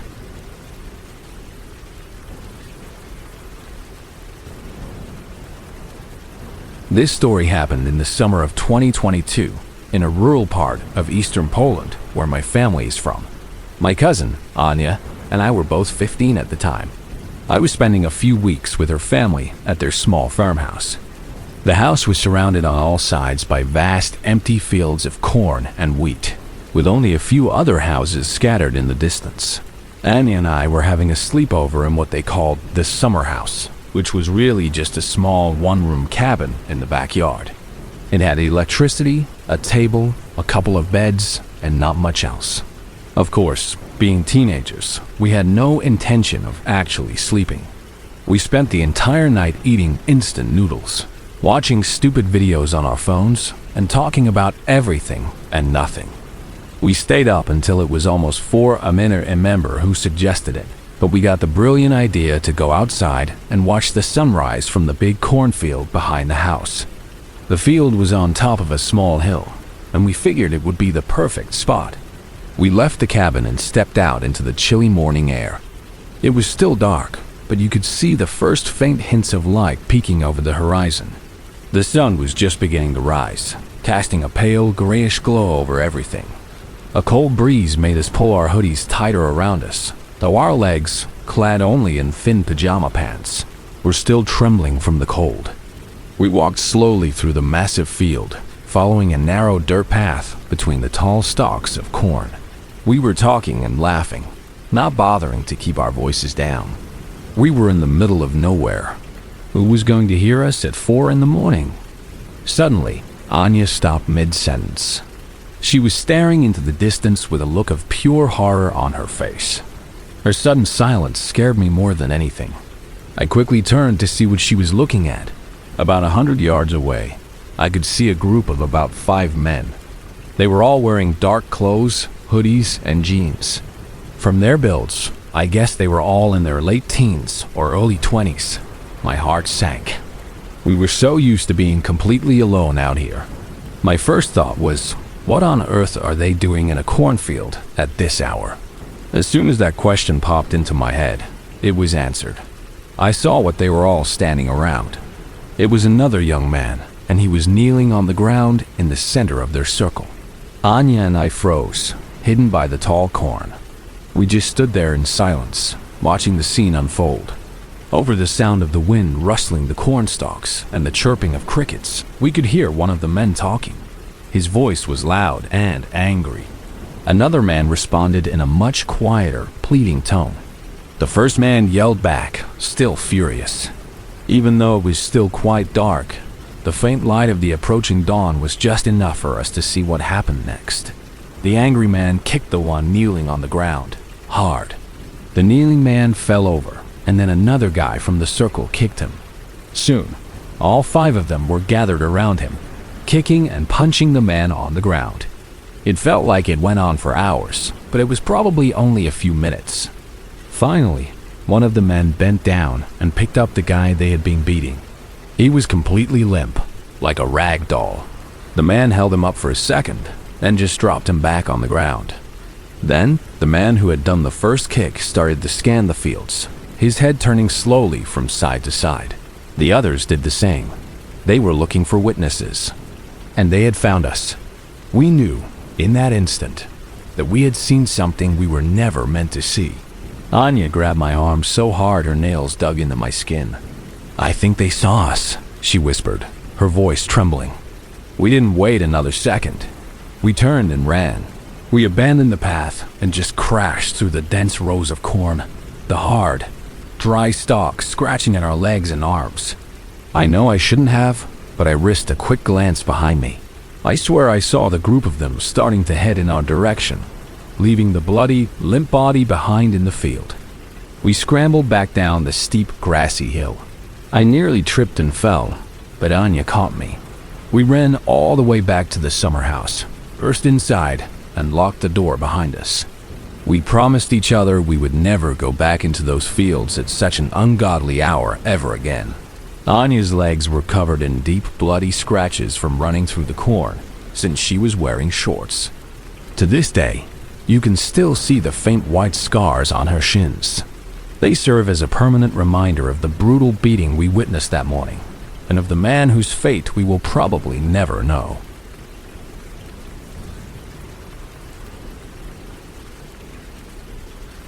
My name is Clara. I'm a 22-year-old college student, and I've been babysitting to make extra money since I was a teenager. I'm not an expert at much, but I've learned to be cautious and prepared. I even took a self-defense course when I was younger. This story is about a night when that caution paid off. I have a regular babysitting gig about once a month for a family I really like. The parents are both doctors. They pay me well above the going rate, and their house is huge, with great Wi-Fi I can use for my homework. Best of all, their two kids, a boy and a girl, are incredibly well behaved. The parents have a monthly ritual where they go out for a date night around 5 p.m. and don't come back until after 2 a.m. They always offer me the guest room to stay the night. Their house is in a very nice, secluded neighborhood with a lot of space between the houses.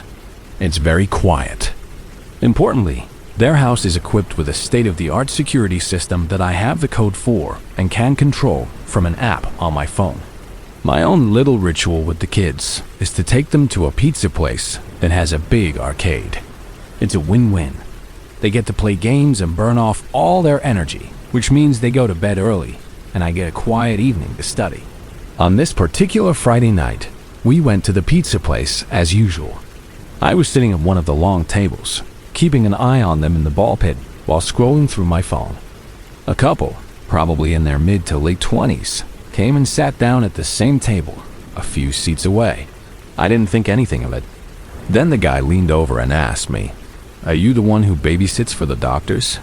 The parents are well known in our small city, so it wasn't an outlandish question, but it still put me on edge. I gave a non-committal, vague answer, trying to change the subject, but they didn't let it go. They started making weird comments, talking about the kids' parents, and then the woman commented on how pretty the little girl was, wondering if she would grow up to look like her mom.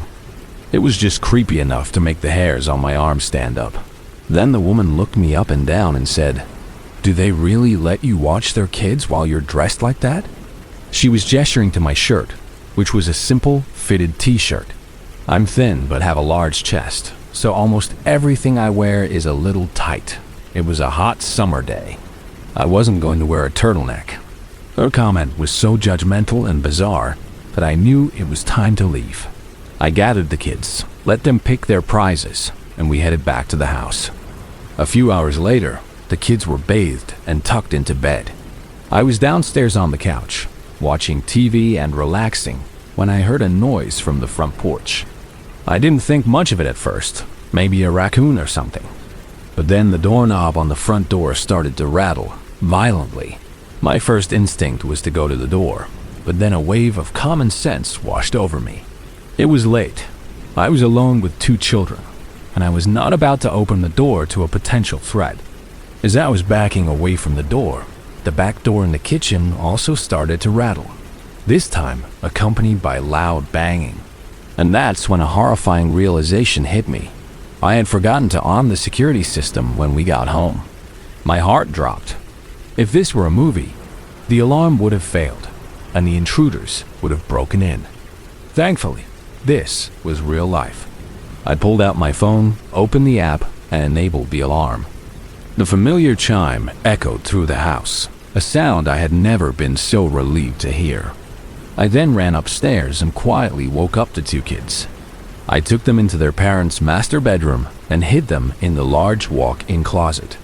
I tried not to scare them, but trying to explain what was happening without terrifying them was impossible. The fear of the unknown seemed to be worse than the truth. I told them to stay quiet and only open the door if they heard my voice. I locked the bedroom door, which was the only one upstairs with a lock, and then sat on the floor with my back against it, holding the taser I always keep in my purse. I then hit the panic button on the security app, which silently alerts the police and the homeowners. Several long, silent minutes passed. Then I got a notification on my phone. The alarm system had been disabled. Someone knew the code, or had somehow bypassed it. My blood ran cold. I was about to call 911 myself, but I decided it would be more effective to fight back through the app. I rearmed the system. A moment later, it was disarmed again. I armed it once more. By this time, I could hear footsteps coming up the stairs. 2 sets of them. I had locked myself and the children in with the intruders. As the doorknob to the bedroom began to twist, I took a deep breath and pulled the trigger on my taser, letting the loud crackle of electricity fill the air to let them know I was armed. I yelled through the door that the police were on their way. Then, a familiar voice called out, "Clara, it's us. You're safe." It was the kid's father. I opened the door and practically collapsed into his arms, sobbing with relief. It turned out that when I hit the panic button, the parents got the notification on their phones. The app also allowed them to view the live feed from the security cameras on their porch. They saw 2 people, a man and a woman, trying to get into the house from the front and back doors. The alarm disarming and rearming was them, trying to get inside to us as fast as possible. They filed a police report, and I gave a statement telling them about the strange couple from the pizza place. While there was no direct evidence linking them, I have no doubt it was them. I'm just so grateful that the family had that security system and that they were close enough to get home when they did. The police response time was terrifyingly slow. I can't imagine what would have happened if they hadn't been able to get to us first.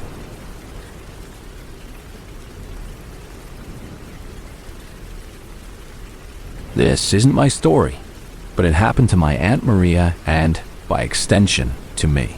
It's one of those dark family memories that people don't like to talk about, but it shaped a lot of things for us. For privacy, I won't use her ex-boyfriend's real name, but it's a matter of public record now because of what he did years later. When I was 9 years old, my favorite person in the world was my Aunt Maria. She was young, fun, and always treated me and my younger brother, Leo, like we were the most important people on Earth. One weekend, she called my mom and asked if we could have a sleepover at her apartment. She said she was going through a rough time and just wanted to spend some time with us to cheer herself up. My mom agreed, and Leo and I were thrilled. We had an amazing day. Aunt Maria took us swimming at the community pool, and then we went to McDonald's for dinner, which was a huge treat. I noticed she seemed a little sad and distracted throughout the day, but as a kid, I couldn't really understand why. At one point, she told me that her boyfriend, Rick, wouldn't be coming around anymore.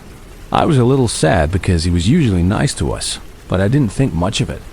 That night, we were all camped out in her living room, watching a movie on the pull-out couch bed.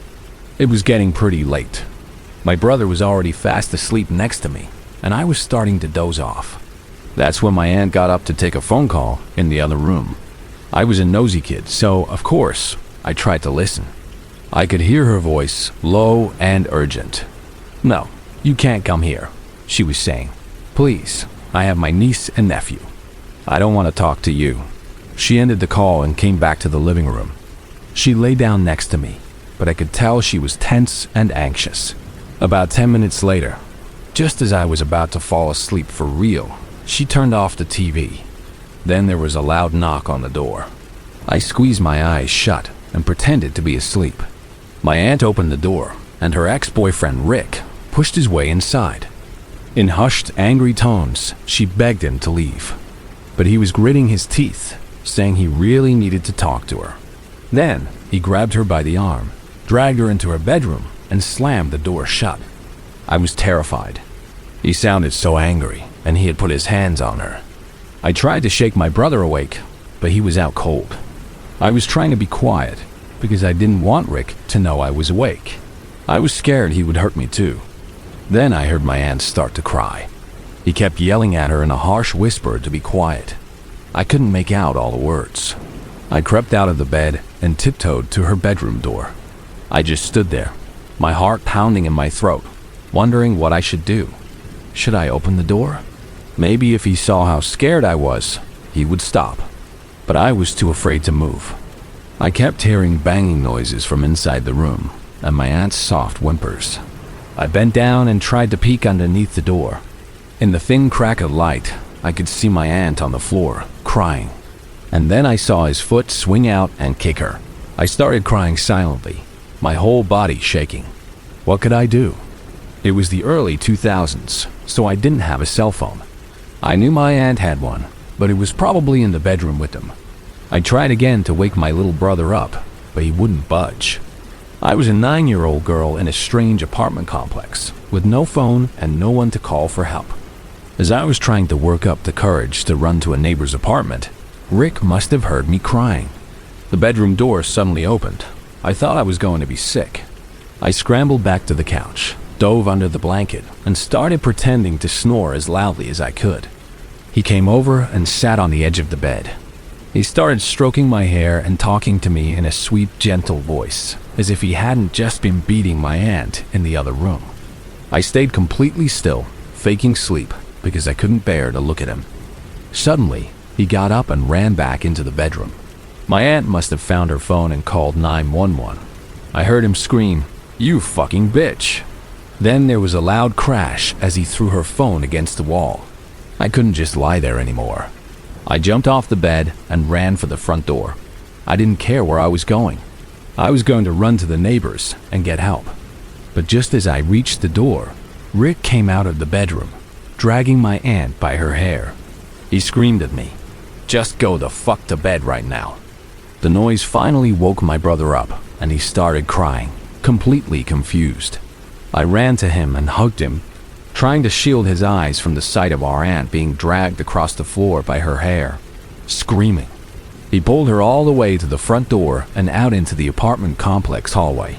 As he was dragging her down the concrete stairs, the flashing blue and red lights of a police car lit up the parking lot. The rest of the night is a blur. The next thing I clearly remember is sitting on the pull-out couch again, my aunt hugging me and my brother tightly while she talked to the police. I know they took Rick to jail that night, but I don't know what happened in the immediate aftermath. I've never been able to bring myself to ask my aunt about that night. I don't want to make her relive that trauma. All I know is that a few years later, that same sick man, Rick, was living with another woman. He ended up murdering her toddler. He's in prison for that now, where he belongs. It still gives me anxiety to think about that night. Even though I was just a child, I can't help but feel a small, irrational piece of guilt for not doing more to help my aunt. Luckily, she never had to see him again. She went on to meet a wonderful, loving husband, and they have 2 great kids. But that night remains a dark shadow, a reminder of the monster she let into her life, and how lucky we all were to get out of it alive.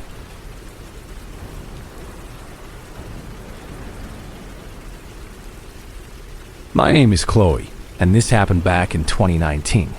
It's one of those memories that doesn't fade. Instead, it seems to get sharper and more terrifying the older I get, like a photograph developing in a dark room. It all started because my car, a beat-up old Honda Civic I loved more than anything, decided to die on me. For some context, my aunt Sarah, my dad's older sister, lives up in a really nice suburban area just outside of Portland, Oregon. It's the kind of place with huge houses, perfectly manicured lawns, and a quiet that feels both peaceful and a little unsettling. My dad and his family had moved to Oregon when he was a teenager. His father was a surgeon in the Air Force, so they bounced around a lot before finally settling in the Pacific Northwest. My grandmother insisted on living off base, so they bought a sprawling ranch-style house in a town called Lake Oswego. That's where my Aunt Sarah still lived. I was visiting her for a week during the summer. I was a sophomore in college at the time, and I needed a break. I'd spent most of my time with her, but one of my high school friends, Maya, lived in a neighboring town called West Lynn. Her parents were out of the country for their anniversary, leaving Maya with a huge house all to herself. Naturally, she threw a party. It wasn't a wild, crazy thing. Just about 20 of us listening to music, playing card games, and catching up around a bonfire in her backyard. I wasn't planning on staying the night. I had promised my aunt I'd be home before midnight, and I didn't want to worry her. She's always been a bit overprotective, especially since she never had kids of her own. So around 10:30, with the party still going strong, I said my goodbyes. The sun had completely set, and the streetlights cast long, weird shadows across the road as I started my drive back to Lake Oswego. I was maybe 5 minutes away from Maya's house when it happened. The engine sputtered, the car jerked violently, and then everything went silent. The radio died, the headlights flickered out, and my old Honda coasted to a dead stop. I managed to steer it to the side of the road, right under a flickering streetlight. I tried the ignition again and again, but all I got was a depressing clicking sound. I put on my emergency flashers, which thankfully still worked, their rhythmic blinking lighting up the dark interior of my car. I was in a beautiful neighborhood, the kind where you know everyone's security system is top of the line. The houses were set far back from the road, almost like miniature estates, separated by tall hedges and pristine fences. My first thought was to just walk back to Maya's house and use her phone. This was 2019, so of course I had a cell phone, but in a perfect storm of bad luck, I had left it charging on her kitchen counter. I could picture it sitting there, completely useless to me now. The anxiety started to creep in. I was a young woman, alone on a dark road in an area I didn't know very well.